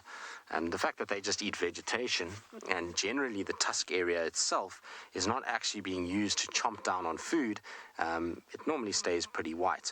If you open their mouth and look in their teeth inside, their teeth are not white at all. They've got a lot of, color formations that take place on their browns and blacks that almost get there. So their teeth are not clean on the inside, but the tusks on the outside stay white like this because they're not exposed to food being stuck on it. They're not inside their mouth where there's saliva and bacteria can live and populate and grow. And those tusks generally just are on the outside and are kind of just exposed to air and don't have a constant wet environment or warm environment in order to house all kinds of other things that can potentially cause tooth decay and discoloration of the teeth. But what you will see with the tusks is that they do stain a little bit, so they sometimes will take on a color. If you look at the forest elephants, they spend so much time in areas where there is this tanninous water. So the water itself is quite dark and full of tannins, and their tusks actually take on a more amber color. So I'll show you now what I'm talking about. It's probably a decent enough one to look at. Sorry, hold on guys, I got the wrong, there we go. Yeah, I'd find it eventually. I'm sorry. Oh, come on. You know, technology sometimes, there we go. Alright, so if you look, I'm going to zoom it in a little bit so that you can actually see what I'm talking about. But if you have a look at these forest ellies, because of the water that they spend a lot of their time in, you see their tusk gets this kind of dark brown black, and then it sort of fades into amber at the tips. And this is all just to do with pretty much the water tannins that are there that stain them. It's almost like soaking the tusks in tea. So most of the ellies there have this much more yellow color. They're probably also due to the fact that they're not getting as much sun on them. Our savanna elephants are constantly in the sun, and therefore their tusks are probably bleached a little bit by UV rays, whereas these guys, being in the forest environment, don't get nearly as much sun on their bodies. It's also why their eyes are a very, very different color. This is probably not the best photo to show you, but you notice that their eyes are more like a honey color than what our elephants. Our elephants have dark brown eyes, and these lighter eyes are probably due to the darkness of the forest. It helps them. I'm just going to try to see if I have another photo of one, because the ellies in the Congo, there was one that I had that had the most ridiculous eyes. Prisha, you say teabag tusks is the best comparison you've ever heard. It's true. So they do have these kind of teabag tusks. I'm just trying to find a photo that was sent to me by a friend of mine who actually went and did a collaring of elephants, which is pretty amazing. And he was one of the first few guys to actually do it successfully. And he's got a really cool close-up of the elephant eyes. So Joel, some of you might know him, I've talked about him a lot. He's a crazy vet and a good friend of ours and does some amazing work. But he went up and did it, and this is a photo of the eye of this elephant. Please excuse his hands and fingers. The rainforest is a dirty place. When you're wading in mud trying to kind of collar an elephant, it's not easy at all. But that gives you an idea of the eye color in comparison to the eye color that we see, which is that dark, almost brown amber. These guys get these little honey-colored eyes that you can see there. And actually, he took this photo specifically for me because when he went up there, I'd been before him, and he was asking me about these ellies and like anything about them. And I was saying to them, their eyes are the most incredible thing. And so when this elephant was under anesthetic, or under, one was under anesthesia. There we go. Thank you very much, Alex. The words failed me. He opened the eye quickly just to show me what it, get a close-up of it. So pretty cool to see. Amazing creatures, these guys. But that gives you an idea. I mean, we've completely gone off topic with eye colors and things like that, but their teeth and eyes are different because of those kind of reasons. But I'm sure the sun plays a big part in it as well. These guys get exposed to so much sunlight in comparison that I'm sure their tusks get bleached a little bit as well. Don't you love the contrast of when an elephant feeds, particularly green grass? So it's not so much now with the wintry grass, but I love that comparison when they have that bright green grass and they shove it in their mouth, and you have that kind of close-up of this dark gray skin, and then that contrast of these bright green leaves that kind of curl up around their mouth. It's always pretty to watch and to see. At the moment, obviously, we don't have that beautiful green coloration because, well, going into the winter months, but a few months ago, it was really nice to kind of watch them. Right, well, we're going to sit here and enjoy our elephants and enjoy the company that they are providing so far. And in the meantime, I'm going to send you back across to Dylan. I wonder if he's made his way to the meerkats and if they've decided to come out in the freezing cold.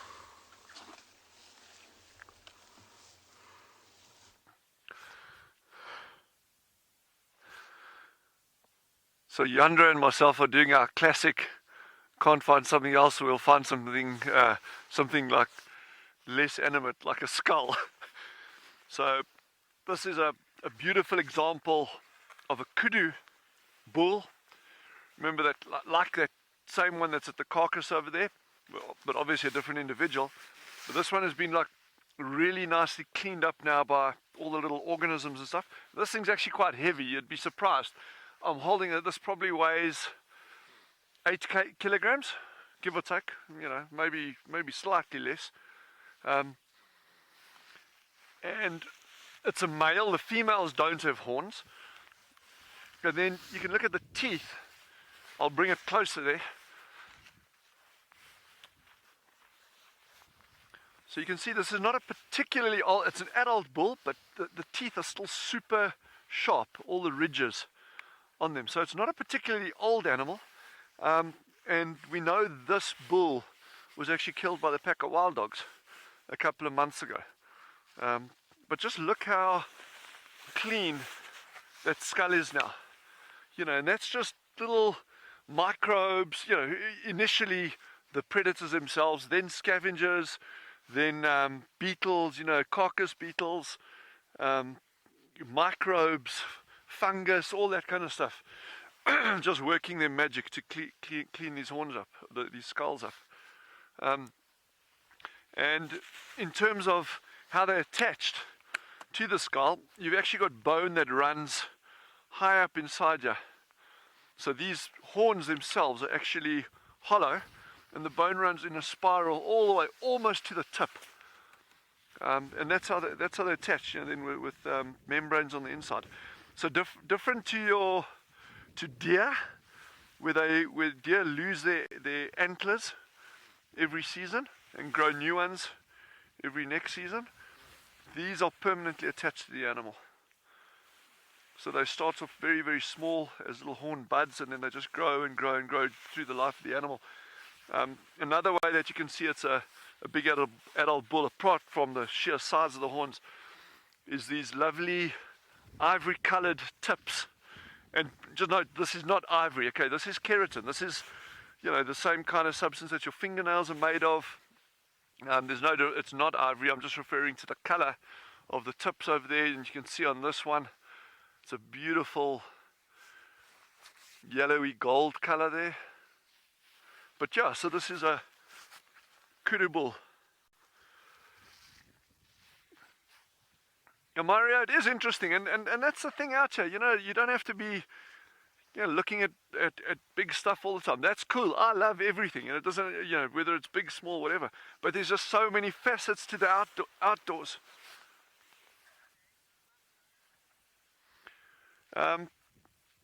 Well, we're going to let this kudu rest in peace a little bit more. And David's got some buffalo, so head over to him and see what those buff are up to. We've managed to locate on a large herd of Cape buffalo here in this open area. We're just going to view them briefly here and then turn around and go down to the dam, because that's where they're heading. And it's lovely to watch them come down to the dam.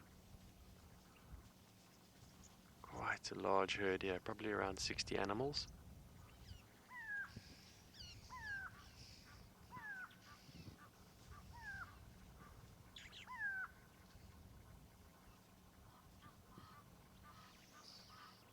I love those swooping horns as they glisten menacingly in the morning sun.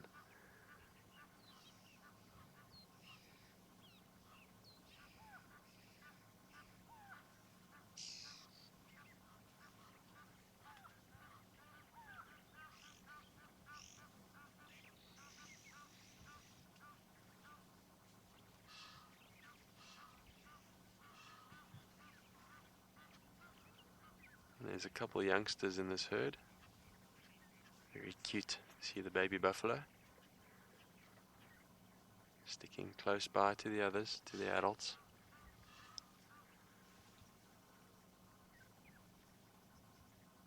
Of course, if a predator were to go for buffalo, they often try and single out the youngsters.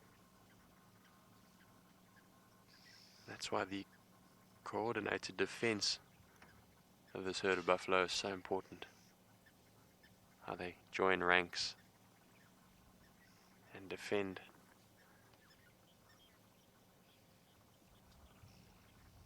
Sarah, you say you love how they stop and look at us. They do have a look in their eye that makes one second guess getting too much closer, don't they? This is absolutely stunning. What is going to be even more stunning is seeing them come down to the dam. So we're going to just start up and loop back down. We're not far from the dam. And then get a lovely view of them coming to drink water.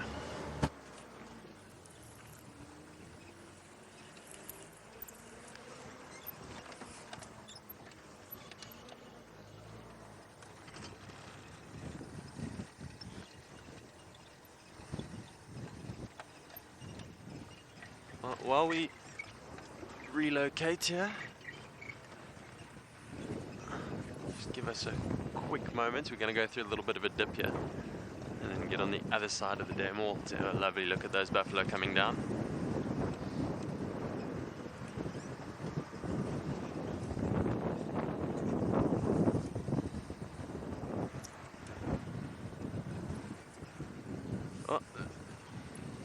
Sounds like there's an elephant bum in the bush. Let's send you over to Tristan and we'll be back with you shortly.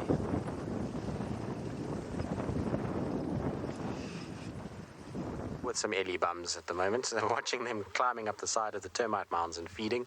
It's always the way things go with a lot of these big herbivores, is they love a termite mound, and so you'll find them going up on the sides. And earlier when we were at that old hyena den, I was saying there's lots of ellies have been around, and they like the termite mounds because the grass that's growing there is really nutritious.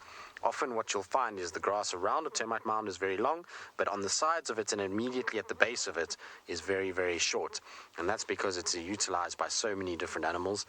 They know that the soil that makes up a termite mound is hugely nutritious, and therefore the grass that grows there is normally tasty species, firstly, and secondly, is packed full of nutrients for them to eat. So they like heading up onto mounds, and vegetation that grows up on there is always a good place for food. It also means that there's no leopard up there at this stage, because if there was a leopard up there, it would have bolted by now. So the search for Kalamba will have to continue. I haven't heard a single thing since we've been sitting here. Not a squirrel, not a bird, not an alarm call. So wherever she is, if she is close by, she's sleeping and having a good rest. If she's not, well, then otherwise the other alternative is that she's moved a long way away from here. So we'll loop around eventually. We'll probably leave these elephants shortly and loop around onto Galago Pan area, just see if maybe she came out that side. Otherwise, she's probably in the section. It's unfortunately a really big block, this, filled with undulating drainage lines, and so it's going to be a difficult place to find her. Elephants, I mean, Megan, you say elephants are just so smart. They are incredibly intelligent animals. It's part of the lure of them. I think it's part of the reason why there's so much emotion around elephants and why so many people are attracted to them, is because of the amount of emotion and intelligence that they show. They certainly are a lot closer to us in terms of the intelligence scale than a lot of other animals, or at least what we can perceive as intelligence. Like I say, a lot of animals are smarter than we give them credit for, but these guys are super intelligent and they're able to figure things out, much like Hyena. They're very, very good at being able to work out things, and like I said, I think that's what's so endearing about them to us. All right, we're going to leave our Ellies. We're going to go try and scratch around for Kalamba. It's starting to get hot, so I'm hoping she's just laying down somewhere. In the meantime, though, we're going to send you to Sean. Seems like he's had some luck this morning, and be prepared for a cuteness overload.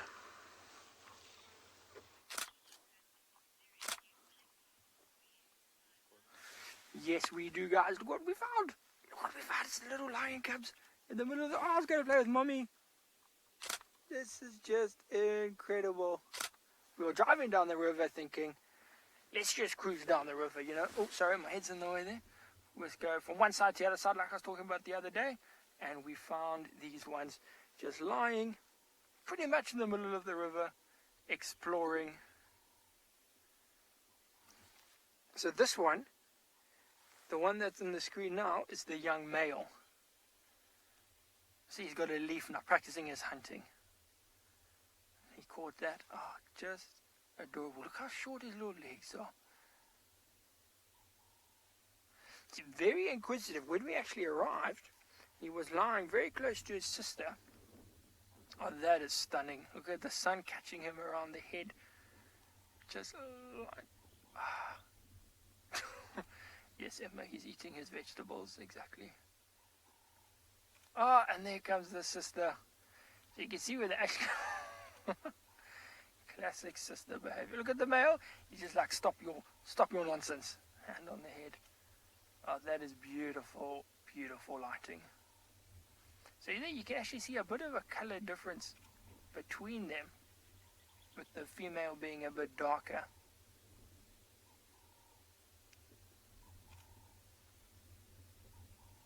Yeah, and also look at the tip of his tail. You can see it's very black there. So it's actually, from what it looks like, is it has no hair.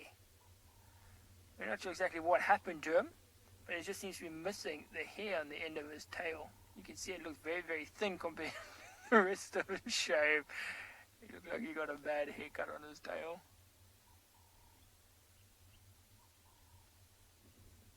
So these are the sorts of things, you know, at this age it's actually quite hard to differentiate. They both look very similar, so something unique like that, like a bored tail. I'm glad. So I'm getting comments here from everyone saying you guys are all overwhelmed with the cuteness, and I think it's going to get cuter now. I think the female's going to run in there and fight with him. Or is she fighting the bush now? So he like slid down that bank backwards. So the mother is there. She's lying just to the left of the cub. There she is, just sort of overseeing, watching us, watching down the river, making sure all is safe. You see that young male cub now also just sort of watching his sister play in the bush. I mean, the camouflage is quite good. That young male in the sand, he camouflages very well. This is so incredible to have them playing out in the open. Like, see, look at her tail now. Much sort of fuller. You can see the sort of fur goes all the way down to the end of the tail. Yes, that poor bush is having a very tough morning. How incredible is this, guys? Absolutely phenomenal. A female lion, a lioness in the river with her two cubs just playing so relaxed out in the open. It's amazing. It's amazing.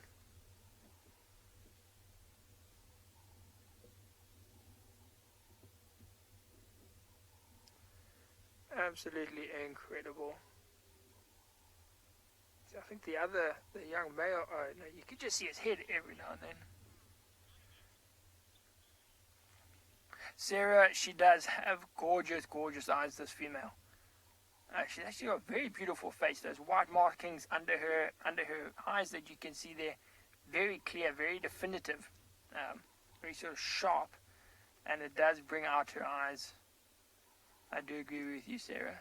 Beautiful, beautiful eyes.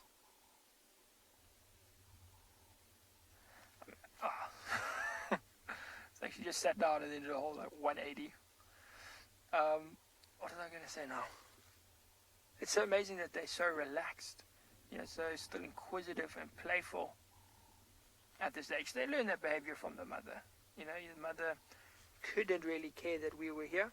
She's just sitting. She's actually watching back down the river, not at all bothered by our presence. And then the youngsters, those cubs, are feeding off of that behavior. Go trotting after the brother there.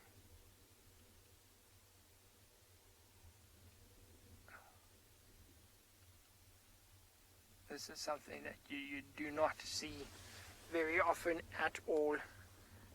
It is just phenomenal behavior. To be watching this on your Tuesday morning, life could be worse. Sorry if you hear my camera, there's just the most crazy photographic opportunities happening right now, with the cubs playing just behind the mother's head. The mother looking our way, cubs in the background. I mean, incredible photo opportunities for you photographers at home. I'm sure you do understand. But the light is just phenomenal. It is. We were actually talking now because we went past her den earlier and nothing there. And we were talking like, okay, has she moved? And where would she move? And she hasn't been at that den for very long. Why would she move? And then, this is where she had her very first den. So remember, weeks ago, Eric saw her carry the one cub across the river. So from where this line is now to where that was is maybe 100 meters. So this is where her very first den was. It looks like she's moving back this side. But if I just ask Odie to focus it on her back leg, you can see it looks like she's got a little bit of a cut there on her sort of back thigh area. So we think possibly she had a fight maybe with that subadult male, the other male lion that we all like, possibly with him because he is hanging around her den trying to get food, calling.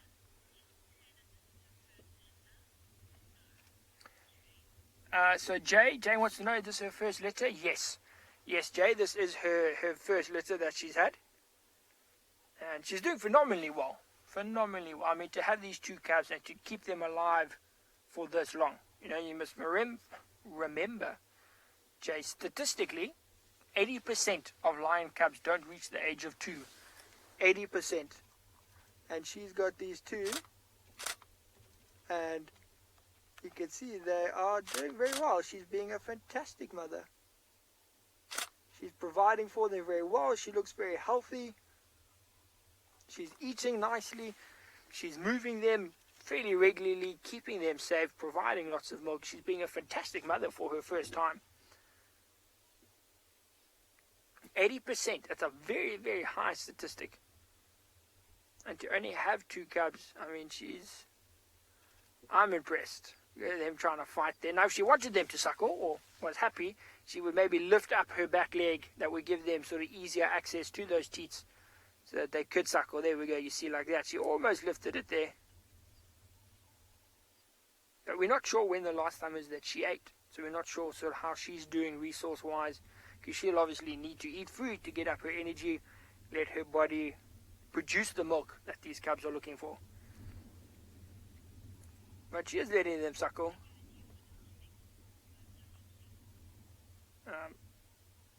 It is just, so it looks like, look, she's not preventing them from suckling. There you see she's lifting up that leg, just giving that one youngster a little bit easier access. No, decided against that. So it could be that she...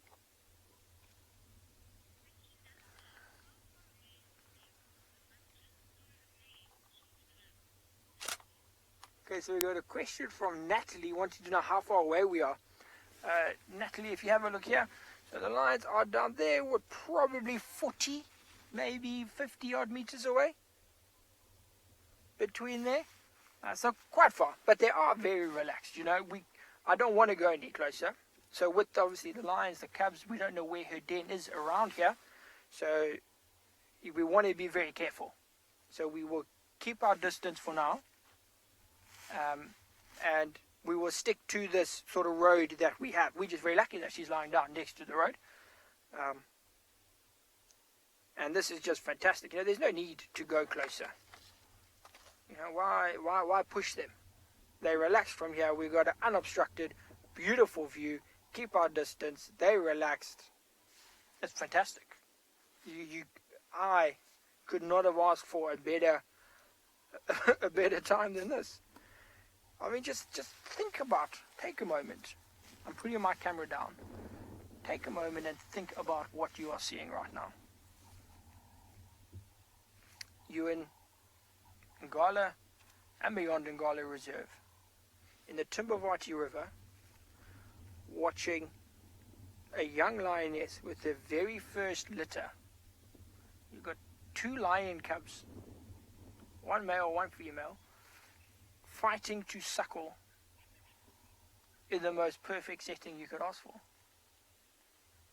It is just, I'm going to keep quiet for like a minute and just watch and think about what's happening.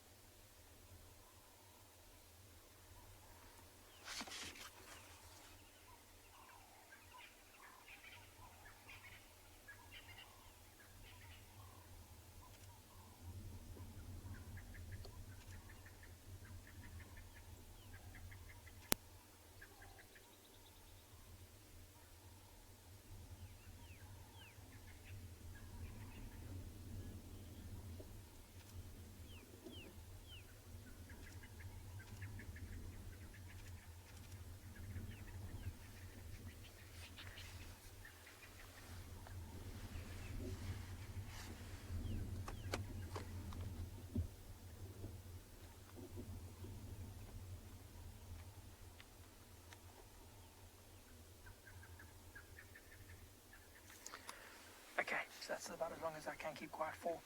Have a look at the patterns on these cubs. So while we were quiet there, I was just watching them. There's just so much to talk about here. There's just so much happening. But look at the sort of patterns down their backs. And now is the perfect time to see the color difference between the 2 cubs. And it's not like all females are darker than males. This is just a unique thing for these 2. It's just so interesting. You see how the one went and played on the mother's face. Her paw was about the size of half of that cub's body.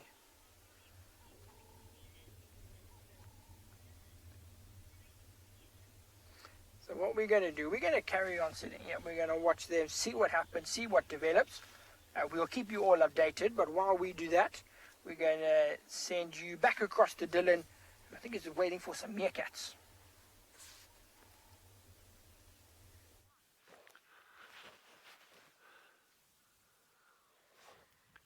So we're not having a huge amount of joy now, although it's still well within the time frame for them to be getting up. And with this breeze that we've had and these low temperatures, they're probably still going to be a little while. But while we're here, we'll do another look at some inanimate things. these are Meerkat Droppings over here, this little pile. And they sometimes use midden, so there's a bit over here, there's some to my right here as well. So midden is just, and a lot of animals use it. You know, hyenas, civets, rhino, many species of antelope. And what a midden is it's a place where a number of animals can go to the loo, you know, defecate in that area. And it essentially acts in some ways, I suppose you could say, like a post box. So any other animal that gets there of the same species gets in and can say, this one was here earlier. It's the adult bull or the territorial bull, so I'll be careful. Or it's a youngster, or it's a female that's ready to mate with, you know, or whatever.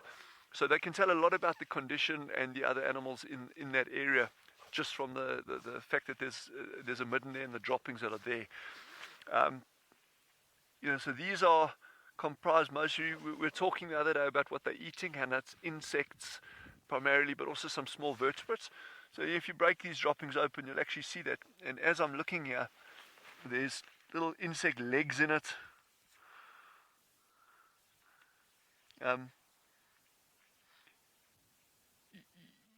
Yandra actually ate a piece earlier, which I didn't approve of. And he says it just tastes like insects. So, yeah, there's little legs. It looks like a grasshopper or something inside there. Just because that's what he does. How cool is this, eh?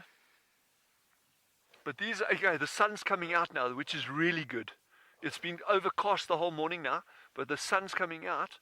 So hopefully it's not going to be too much longer. The temperature itself is still pretty cold. But hopefully with the sun now, I reckon probably another 15 to 20 minutes they're going to be out.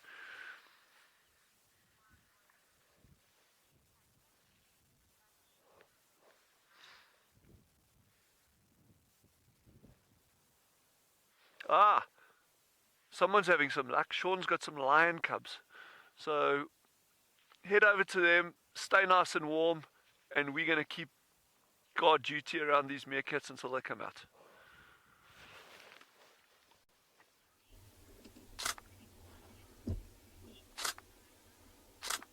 Okay, so they're still just playing around here, still just, well, suckling really. But Odie, if you can zoom in on the back of the youngsters. Now I want to have a look. You can see that sort of patterning going down the tail, especially the one on the left. You can see it looks actually quite sort of leopard-like, the little spots and the squares and that sort of thing. So all of these animals, you know, lion, leopard, cheetah, panther, jaguar, all of those things, all sort of related. They're all part of that same Panthera family. And so you can see these cubs at the back have these spots dotter. So you know what large one, because that's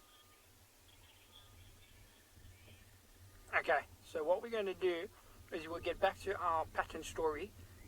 These cubs are suckling. We'll wait for an update. We'll keep you updated. But it seems like they found their own cat back on Juma.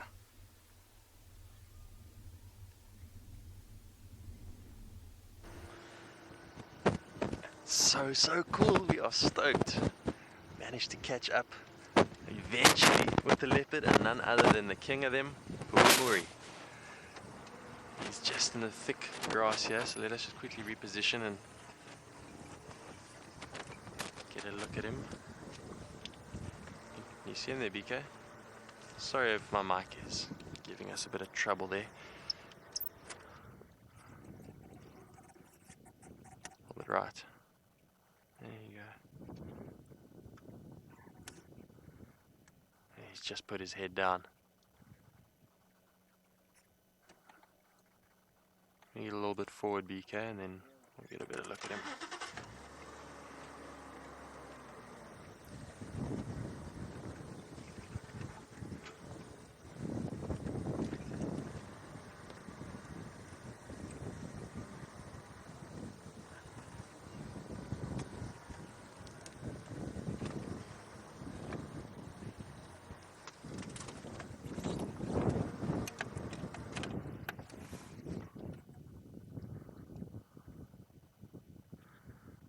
the legend.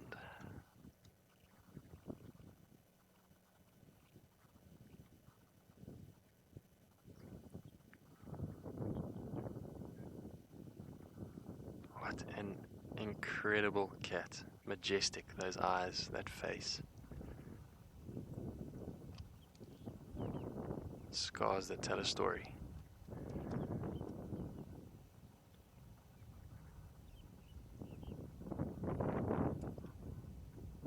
Bika and I could not be happier that we came over to Simbambili this morning. Not too long ago, some white-crested helmet shrike flew in front of us, and I even told BK, oh, that's good luck. And sure enough, but no credit due to us. Very, very good friends of mine, Justin and Saber. Saber's actually my business partner, Troy's sister. They work here on Simbambili, and they came out on a bushwalk this morning and did some tracking. And managed to find drag marks that led them to Okomori, and they radioed us in. So a huge thank you to Justin and Saber, two legends in the bush. They live and breathe Africa, and they particularly love finding leopard.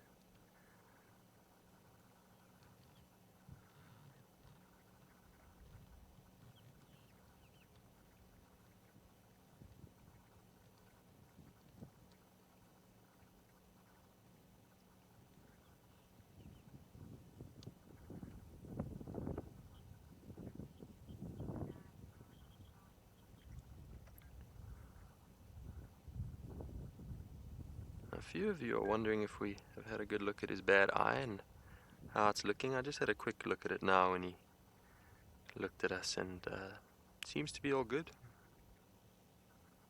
He seems to be managing just fine. And by the look of the drag marks, it appears he's killed something or other. We're going to move over in that direction in a little while after we've spent some time with him and see if we can see what he's killed. So he seems to be managing just fine.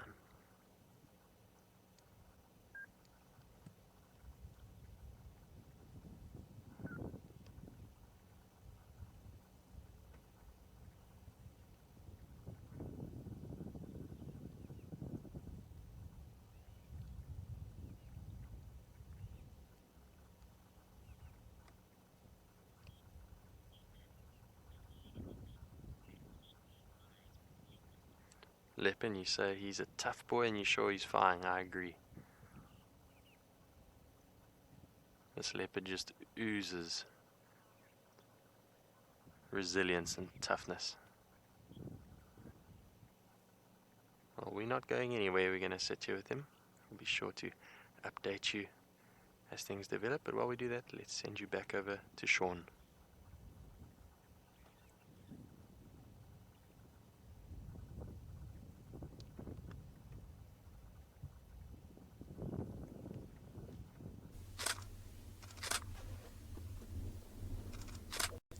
So we now have the cubs wrestling. They finished suckling, they went and sat by the mother, and now they are playing. Well, she's playing, he's being played with. She's just attacking him. And just for all of you watching, there's going to be a lot of lion spam on our Instagram pages very soon. It's just, I mean, just look at them just playing around. How adorable. This is just incredible. And you can see she's sort of the more playful one between the two. That young male, yeah, I think he's more inquisitive. Like he spends a bit more time exploring. Just listen.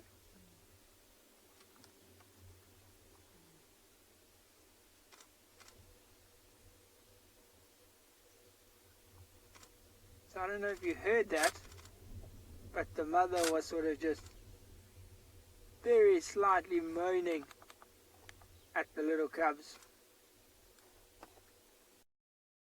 Oh, little Bath time for the male. Classic female, just trying to distract and fight with the male.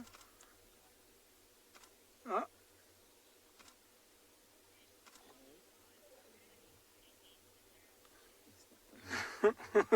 Top mod wanting to call them the terrible two. It's not a...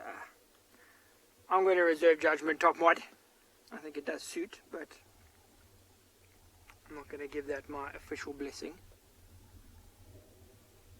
But they are just, we were talking about it now while we were off air, just how adorable they are. The two of them, sorry, OD's just trying to reposition himself in the car. Emma. So Emma wants to name them Thing 1 and Thing 2. I think once we get our cake, then we can talk about you naming animals.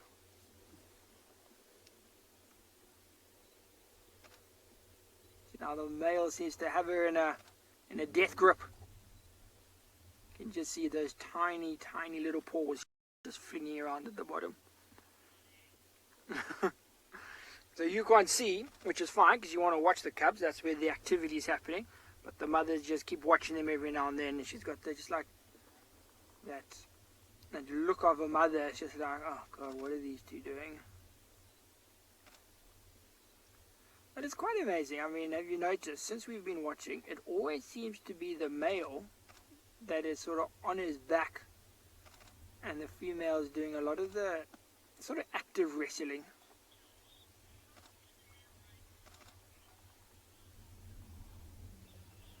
So Josh, when it comes to, Josh wants to know how a male lion tells if he's the father or not. So Josh, he's a dominant male of the pride. So he will mate with all the females, well, that are at a mating age and they're ready and that sort of thing. He will mate with those females, and then he will just assume that the cubs are his. So the similar thing happened here, because you know we got two Ross males. So both of them mated with females.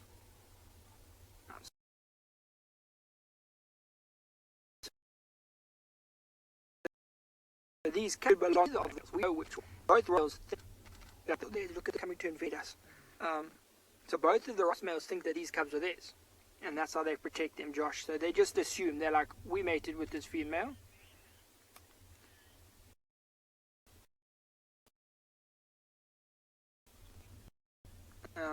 Josh with the females, they just assume the cubs are theirs because they are the dominant ones of that pride, Josh. So both of the Ross males, as I said, think these cubs are theirs, so both of them will protect the cubs as if they are theirs.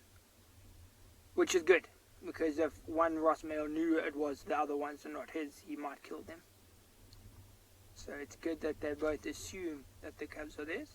So it also seems like we're having a bit of signal breakup. We're going to try and stick here though, because it seems to clear up quite quickly. We just apologize for that bit of breakup. But this is not something you leave for a little bit of signal difficulty. And that was the first time, what we just witnessed right there, since I've been here, that young male came and attacked the female cub. Well, played with the female cub. Although they are attacking each other, you know, this is how they learn. This is practice. This is hunting. One day they're going to do that, but for real. He's going to climb on the mother. Climb on her head. No, almost. So if they do go back, see, look at the young man now. You can see.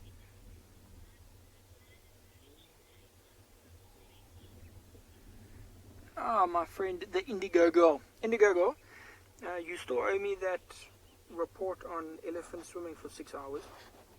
But yes, it is fascinating how the cubs play with each other and wrestle with each other. It is quite fascinating. So also to watch. You know, lions being such social animals, you know, the sort of behavior amongst the litters, amongst the cubs, is very, very cool. I'm going to keep quiet for a little bit again, because you can hear in the background the mother just keeps sort of moaning, calling the youngsters. Not very loudly, not in any sort of hurry, but every now and then she'll just moan. Actually, I just want you to hear that.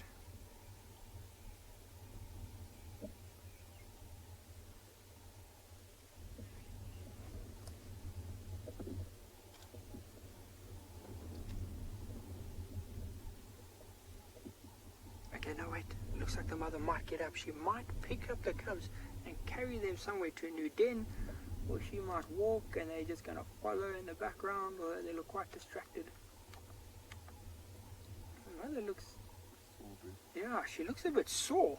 I don't know if you noticed that, but like when she was going up on her front legs, it was very sluggish, it was very slow. I think she might have a bit of an injury on her back legs. I think before you went across to the meerkats, I was saying that the female had a cut on her back leg. And I think just passing it. I think you found the male, because he was hanging around her den quite a lot and he was calling. We saw it on my last drive a couple of days ago. And he was calling, which would have drawn a lot of attention to her den.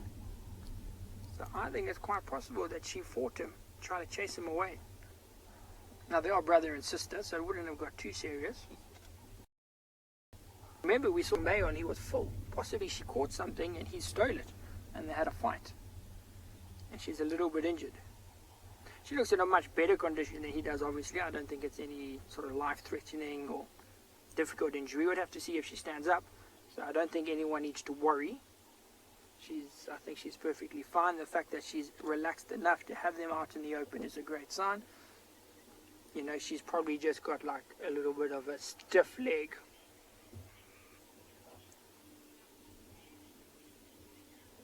But you can see now these two youngsters may be a little bit tired. They're going to take a bit of a break.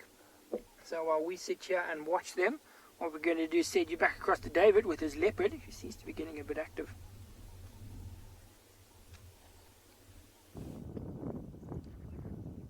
Well, the hook hasn't moved too much. I got a opportunity when he looked at us to get a photo of his eye, his face, and it's still looking as hardcore as ever. Doesn't seem to be bothering him.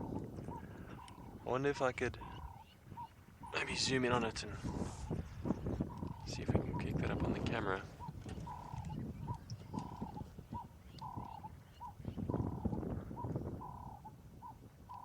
See if we can maybe zoom in and see that eye. It looks okay. Obviously very cloudy, and I doubt it works, but very resilient. These leopard. That looks very hardcore. Probably my favorite leopard face I've ever seen. Very, very cool.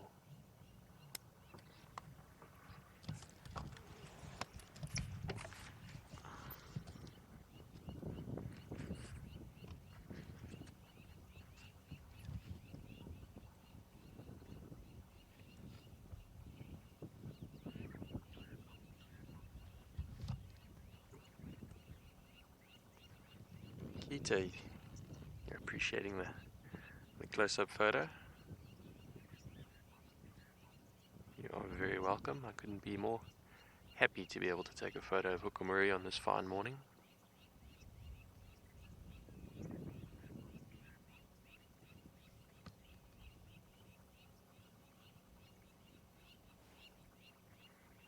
I wonder who named him, where the name comes from, what the significance in the name is.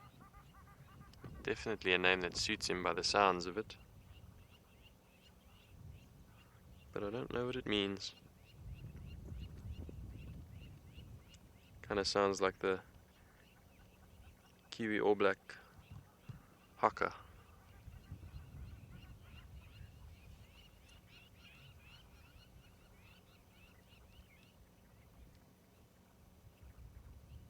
That intimidating dance that they do before a rugby game.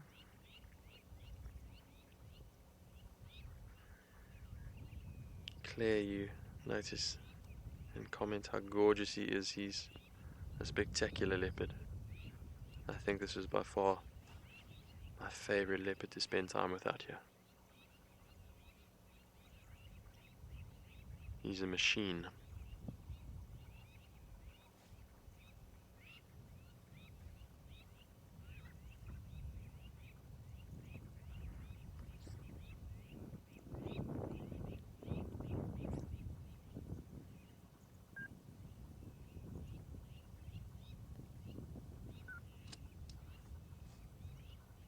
if you would like, we're actually going to quickly have a replay of the close-up on his face so everyone can get an even better look at that eye.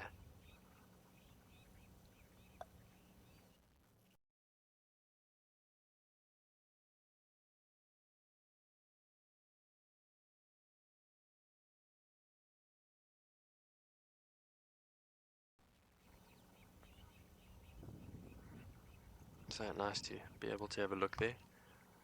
Like I say, that eye does not seem to be bothering him at all. But Hukumuri is still static here, and it sounds like Sean's lion cubs are on the move, so let's go over to him.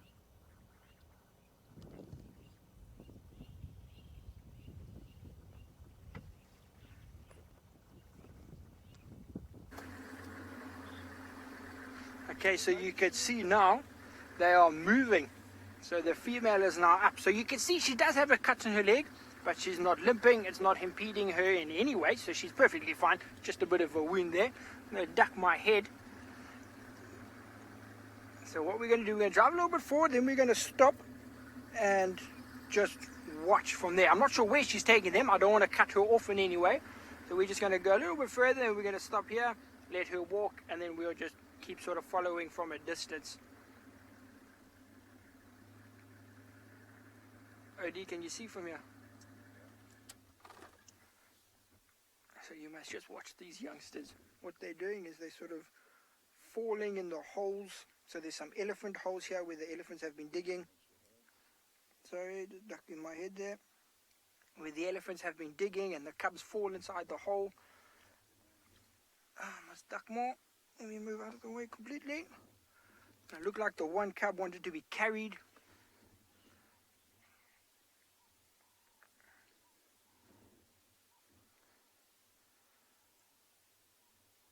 They're just trotting along.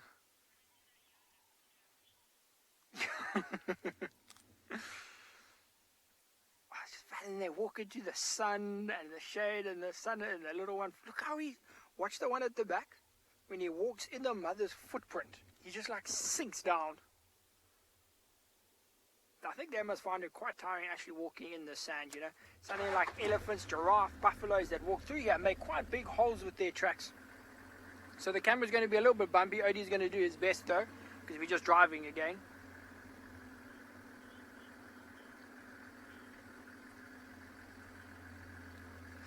Leaping lizard, that is exactly what they like. You can see they're just running around playing with each other like, Mom, play with us, and they're following her tail. The one just runs in front and then just sits in front of the mother's face.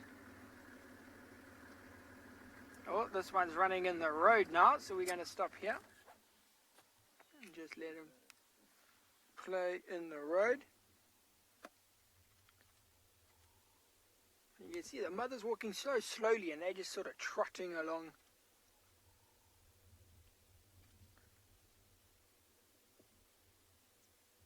I'm very curious to see where she takes them. Because now what she's doing is she's walking past pretty much where her old den was. By old, I mean her first den. Oh, is she going to pick it up? Is she going to pick it up? Oh. So Nadine, you are correct. I think this is their morning exercise. You'll probably find the mother got tired of their energy and thought, let me walk them down the river, tire them out, and then they'll sleep.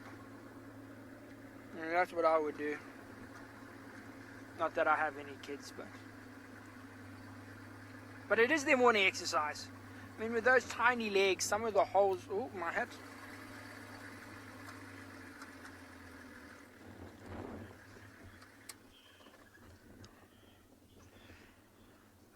Sorry, I missed that name there. I think it was like Hamethid or something like that. But yes.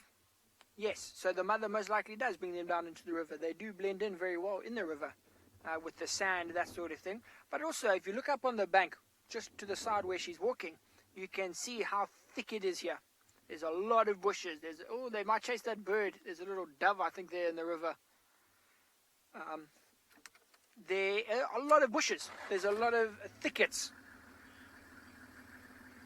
Hammertech. Sorry, Hammertech is your question.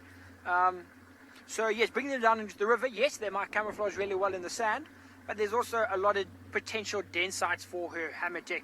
She can put them lots of hiding places. So it's quite often where we find these lions denning. I mean, she was born, I think, a bit further back down behind us in the river. The other white lion cubs that we've been seeing with the Birmingham Pride, all born in and around the river. It's just a great place for den sites, and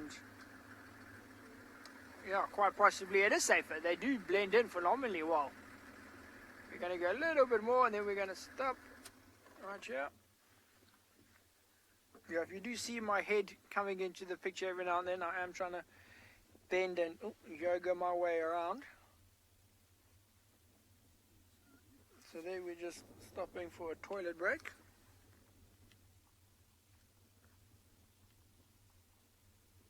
But it will be interesting to see for that young male who's missing that sort of fluffy bit of his tail, what happens when he grows up.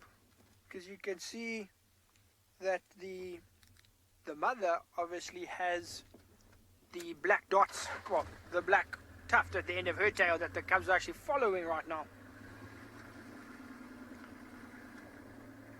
So I wonder what he will do, how he will adapt to sort of get around that. It's not really necessary for him. Cubs don't necessarily follow him, but it's still a behavioral feature that they do use.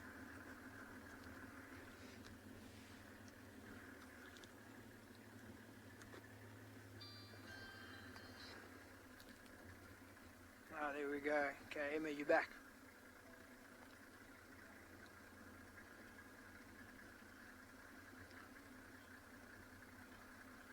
Okay, so what we're going to do, we're having a few signal problems, so we're going to keep following them.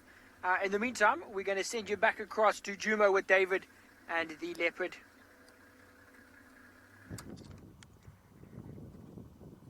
Oh, welcome back. We are just thoroughly enjoying this magnificent leopard.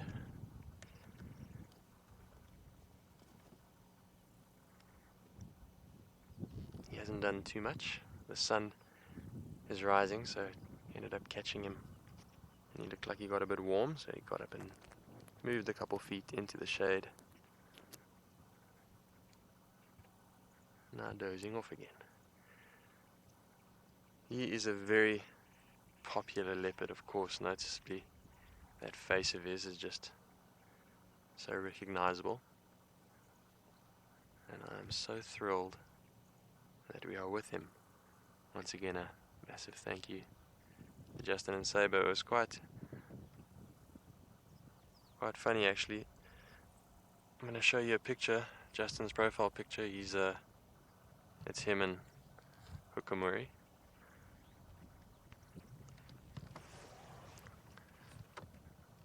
Just to give you an idea of how popular this leopard is here.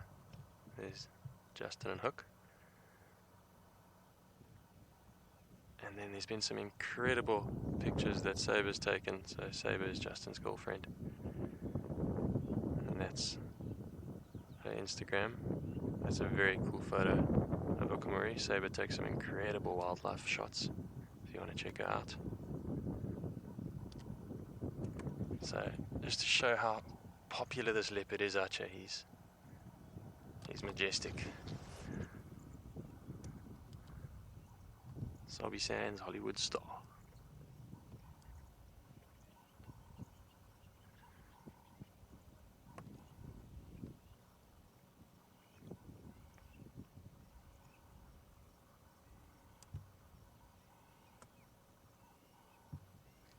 Chris, you say this guy is just such a beast. I think everyone agrees. That picture I just showed you on Saber's Instagram, that's her caption, the beast.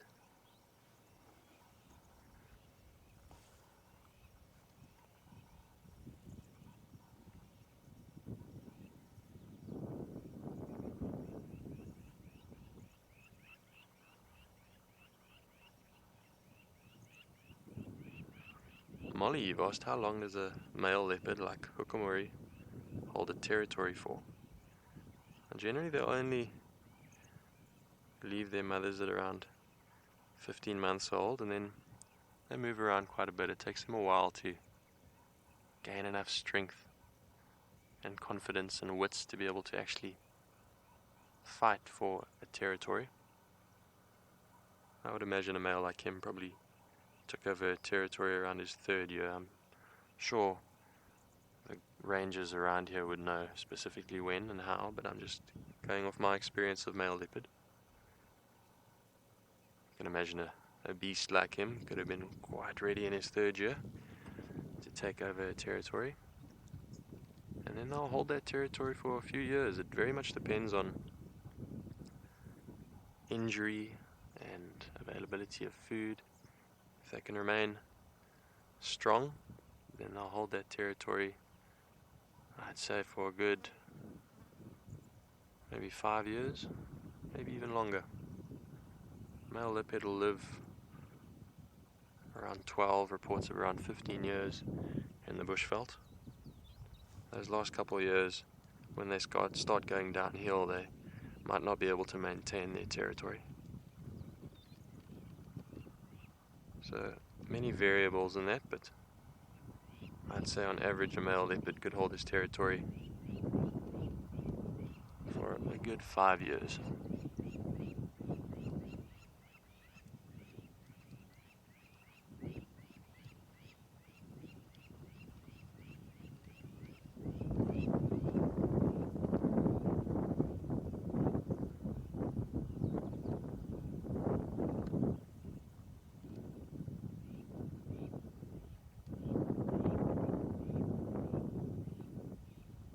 Enjoy this time with Hukumuri the beast. We're going to send you back over to Tswalu for an update.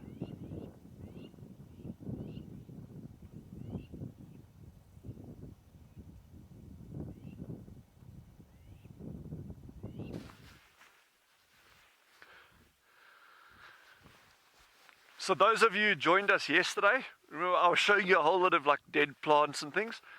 So I thought the Bushman poison bulb, I thought I'd actually bring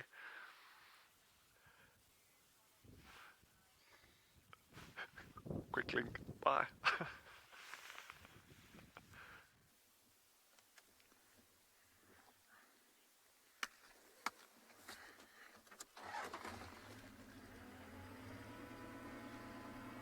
Okay, so here you can see she's picked one of the cubs up. We're going to stop here. We have to move out of the way for her. So she's picked one of them up. She's trying to get them to follow. They got very distracted and they just stopped following her and sort of ran up a bank. So she went up there, collected the one and said, no, you're coming this way with me. Now we don't want to obviously block their path, so we're going to just turn around over here. I'm very curious, come on, to see where she's going to take them. Obviously the car's going to get stuck now.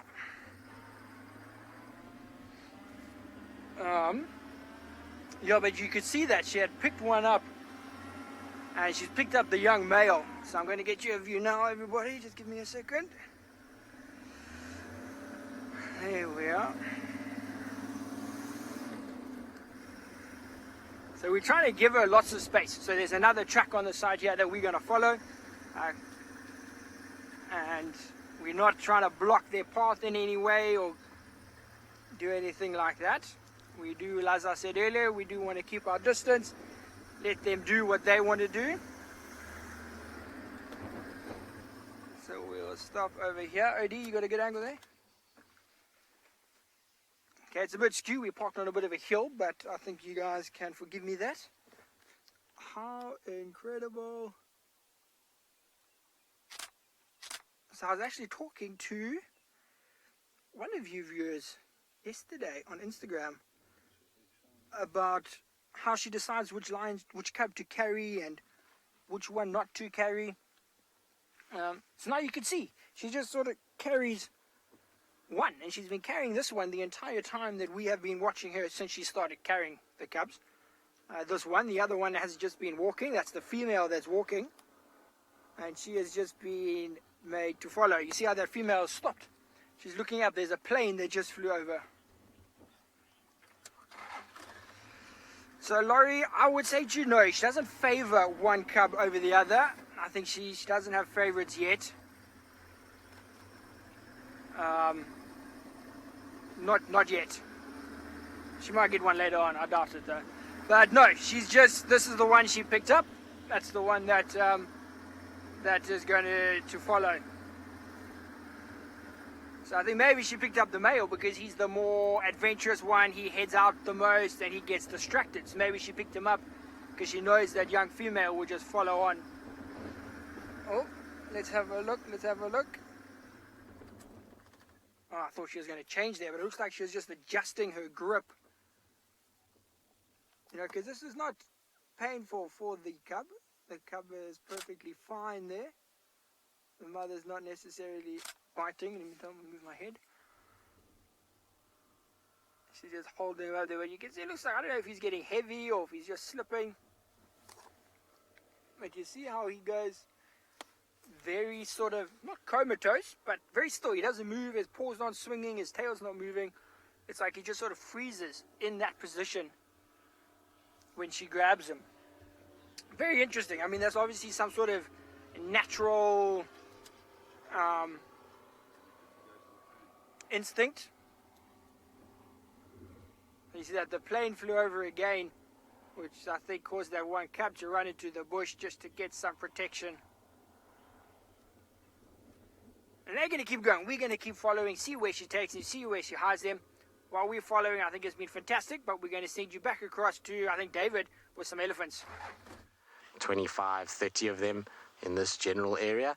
There is elephants everywhere. I was trying to find Kalamba, but every time I got off the car to walk somewhere, I'd walk 20 meters and bump into an elephant. So from pretty much Buffelshoek Cutline all the way south to Gowrie Dam is elephant herds at the moment. I saw the elephant with a tusk that grows under her trunk. She's around. I saw a couple big bulls in the block. And then obviously this herd that was at the dam right now. But what you can see with them is that they're not 100% relaxed. They're moving quite quickly, and that's because this wind is starting to pick up quite heavily now. And as soon as you start to get heavy winds, you start to find that the elephants get a little bit more nervy and a little bit more kind of uncomfortable about things, and they'll start to relax as they get into a thicker area. Once they're in thickets, it's a little bit kind of quieter for them. It's not nearly as disruptive as being out in the open, and so they're going to move into those thickets as quick as possible. And by this afternoon, if the wind really kicks up, because it feels like it's going to, then you're going to find there's some more coming across the road.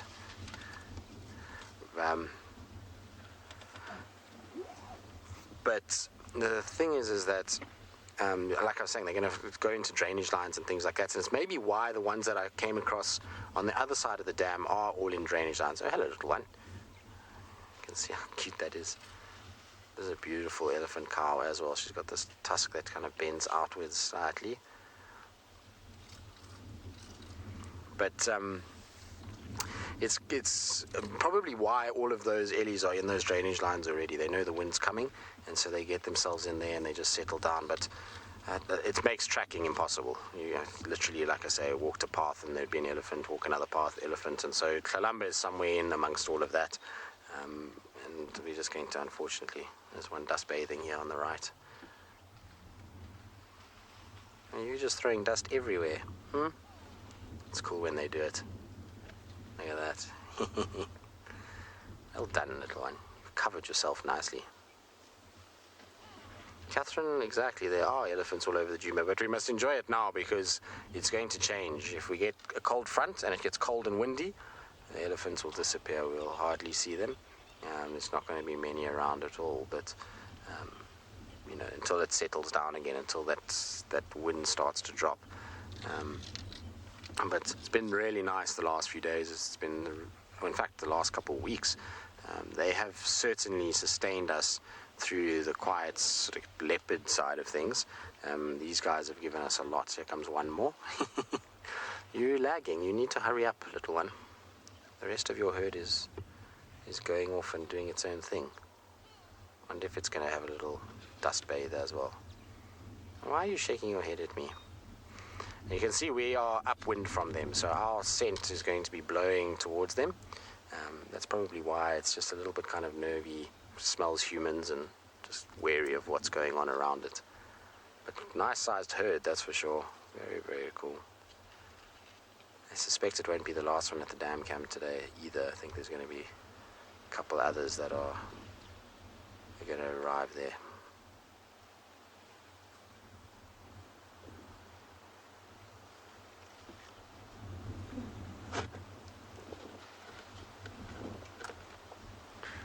Sarah, you say wow, just wow. It's been a good morning. I mean, we've had leopard, and I'm also, I don't even want to talk to Sean right now, because in my period of being a guide, which is a fair amount of time, I would imagine, is not that many guides that have done a decade or more that are still doing it. And I am yet to see a lioness or a leopard carry their cubs for any length of time in their mouth. Every time I see it, they pick them up for like 2 seconds and then put them down again. So to get that and see the lioness kind of walking along with the cub in her mouth is one of those things that as a guide you always want to see. So I'm very jealous this morning of that. And I'm jealous of Dave because he's got spots as well. So it's not ideal, but we'll have to rectify things this afternoon. Maybe we'll find Tundi carrying the cubs at some point. That's what we're going to try to do. Anyway, Emma's punishing me and telling me that I do actually have to speak to Sean, and so I'm going to send you across to him. I'm sure he's smiling from ear to ear after what he just witnessed. Yeah, Tristan, I'm sorry. Sorry, Tristan, that you haven't seen this. This also is just incredible. So now she's still moving there. She's crossed the river from the sort of eastern bank across to this western bank. Still carrying that male, hasn't changed. I'm going to limbo out the car here now, but still carrying him. The young female still trying to keep up. And they have just been sort of just walking. I don't know, she's sort of gone to the bank like she thought she found a good spot for them. There was a kudu now that they just passed that started alarm calling, so I think she was like, no, it's attracting attention. So she carried on moving. She might even go up here. Let's see, is she going to turn in there? Oh, looks like she's found herself a great spot. Perfect timing coming back here. She's looking in there, deciding, thinking, and looks like she likes it. So there's actually a river, a small little sort of tributary that goes up there. And looks like she might go and see if she can find a place in that little tributary.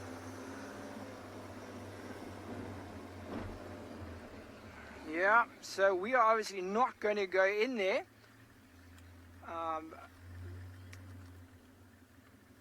You know, we're going to stay here for now. I know it's going to be very challenging for you to see. It looks, let's see if we can go over here. Actually, we might get a look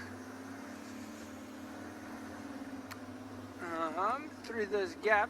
But you see, if she makes a dent side in there, we are not going to be driving. And I think she's already gone through there. So we are not going to follow in there, guys. If that is where she's going to make her den, we do not want to sort of highlight that area by driving their car in and around in there. But that was absolutely spectacular. I mean, just mind-blowing. Phenomenal. As... Oh. Yeah. Okay, so we are going to digest what we have just seen.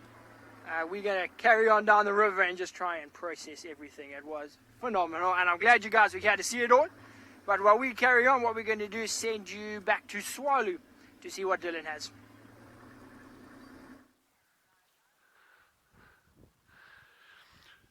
So the other guys had lioness with cubs this morning, which is insane, and I'm so glad everyone saw it. Well, I brought one of my cubs with as well this morning, and this is the Bushman's poison bulb that we were chatting about yesterday. Remember we had that old dried bulb? Well, I thought I would bring my one on a game drive this morning. In fact, this is not the first time this plant's been on a game drive. She's actually been out a couple of times with me. I found her abandoned a number of years ago. Baboons had dug her up. So she was lying out in the hot sun, exposed. Her roots were completely shriveled, no leaves. So I took her in, gave her some nice care, some water, and after 2 years, then she finally decided to actually start putting out some leaves. And she's been going beautifully since then. So I thought I'd just bring her with on another game drive and actually show you what a live, growing Bushman poison bulb looks like. I mean, how beautiful is that, eh? So she's actually going to start, now that we're going into winter, getting cold in temperatures. You see how the leaves are going brown at the bottom and right along the tips. So slowly those will all start turning brown. and then they'll just shrivel and fall off. And then we'll just be left with this bulb until next season. Anyway, that's my cub, and I'm going to go put my cub back in the landy. The meerkats still aren't out yet, unfortunately. I think this cold weather is really playing havoc with them. But Yandra and I aren't going to give up. Thanks, Zan. Beautiful plants, and they are absolutely fascinating. So this is a very special one, and it is just out of interest in legislation. It is protected. So I'm going to go put this little girl back in the landy so she can go sleep, and then head over back to David with the leopard.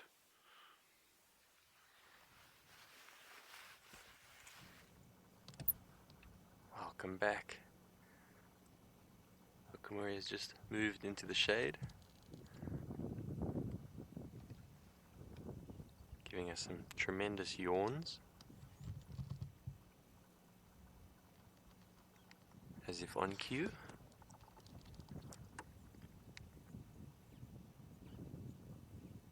Got a lovely picture of his yawn. I was actually just busy counting his teeth.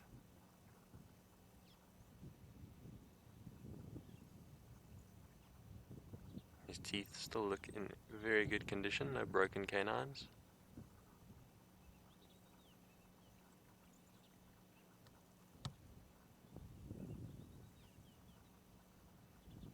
Looks like he's got around 25 teeth. Oh, there's a lovely yawn again. Let's watch him as he gets up and moves.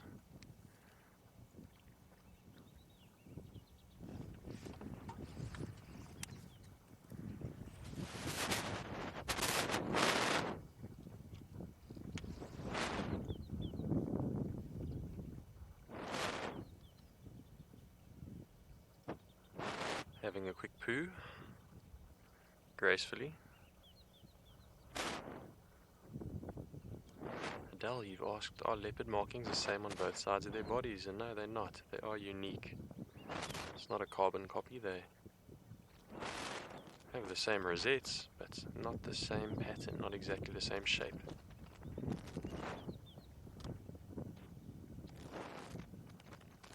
Now just to his right, there's a marula tree with drag marks going to it. We followed the drag marks, and up in the upper branches, we'll have a look at it shortly, there is a young impala ram. So that was his kill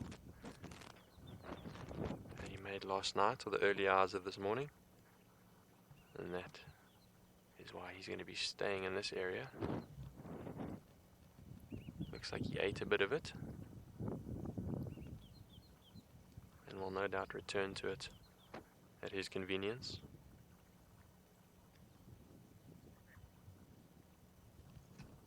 Let's see if we can get you a shot. It's up in the upper branches, so the foliage is in the way, but you can just make it out. A little bit down and left. There you go, in the middle. There it is. You can just make that out. That's a young impala.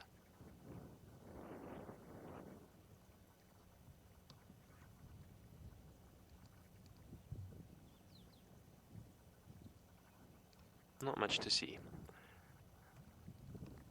but it does mean we've got a good chance of seeing him again this afternoon. It's not going to be much meat, it won't last him long, but hopefully he sticks around.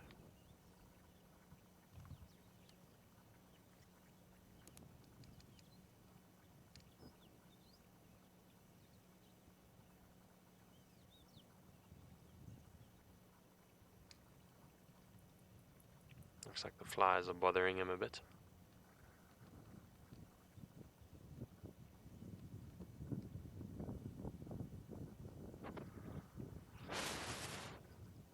Well, it sounds like back on Juma, Talama is giving Tristan a bit of a run around, so let's go over to him for an update.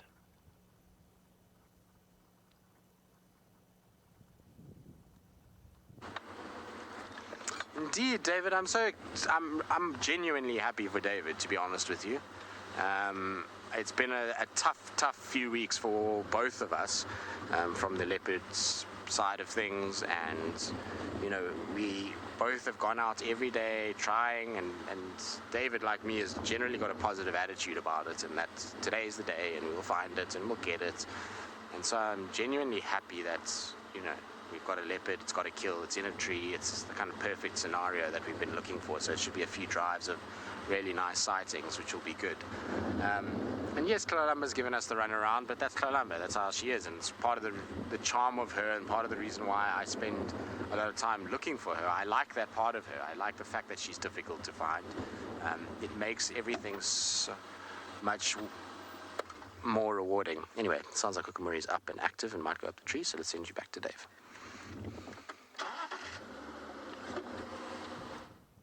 Well, Oak's just gotten up and is showing interest in his impala kill. Let's see if we get to watch the incredible sight of a male leopard climbing a tree. Here he goes.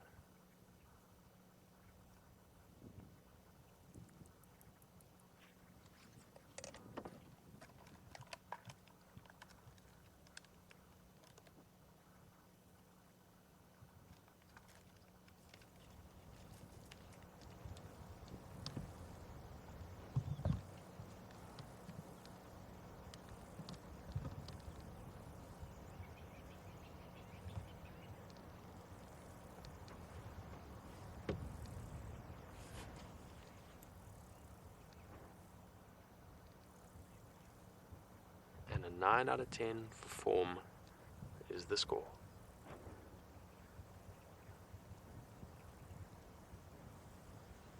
That was so cool to see. What a privilege to be able to see a beautiful male leopard climbing a tree up to his kill. It's such a privilege to share it with you. Remember to show your support by following that link on the bottom of the screen. We appreciate your support.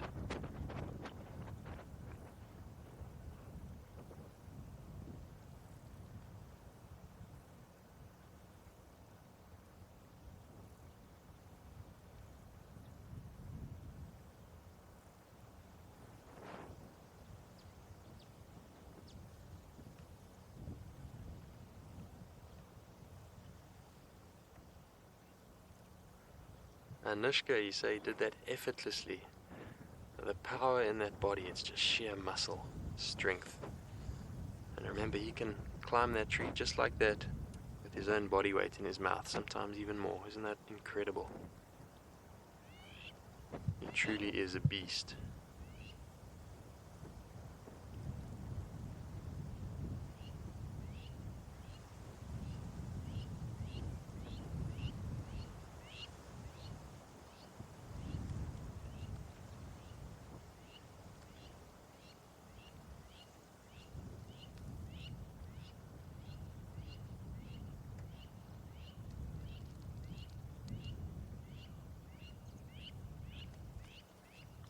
Up he goes to his brunch.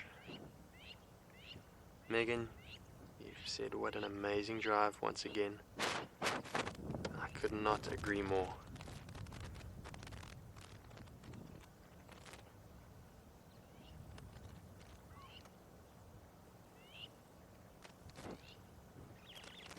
This has been absolutely incredible. Watching Hook climb the tree and get back to his meal. We'll try and follow up again this afternoon and see if we can get another look at him. But until then, from BK and I, have a lovely day in the world wherever you are. Until then, cheers.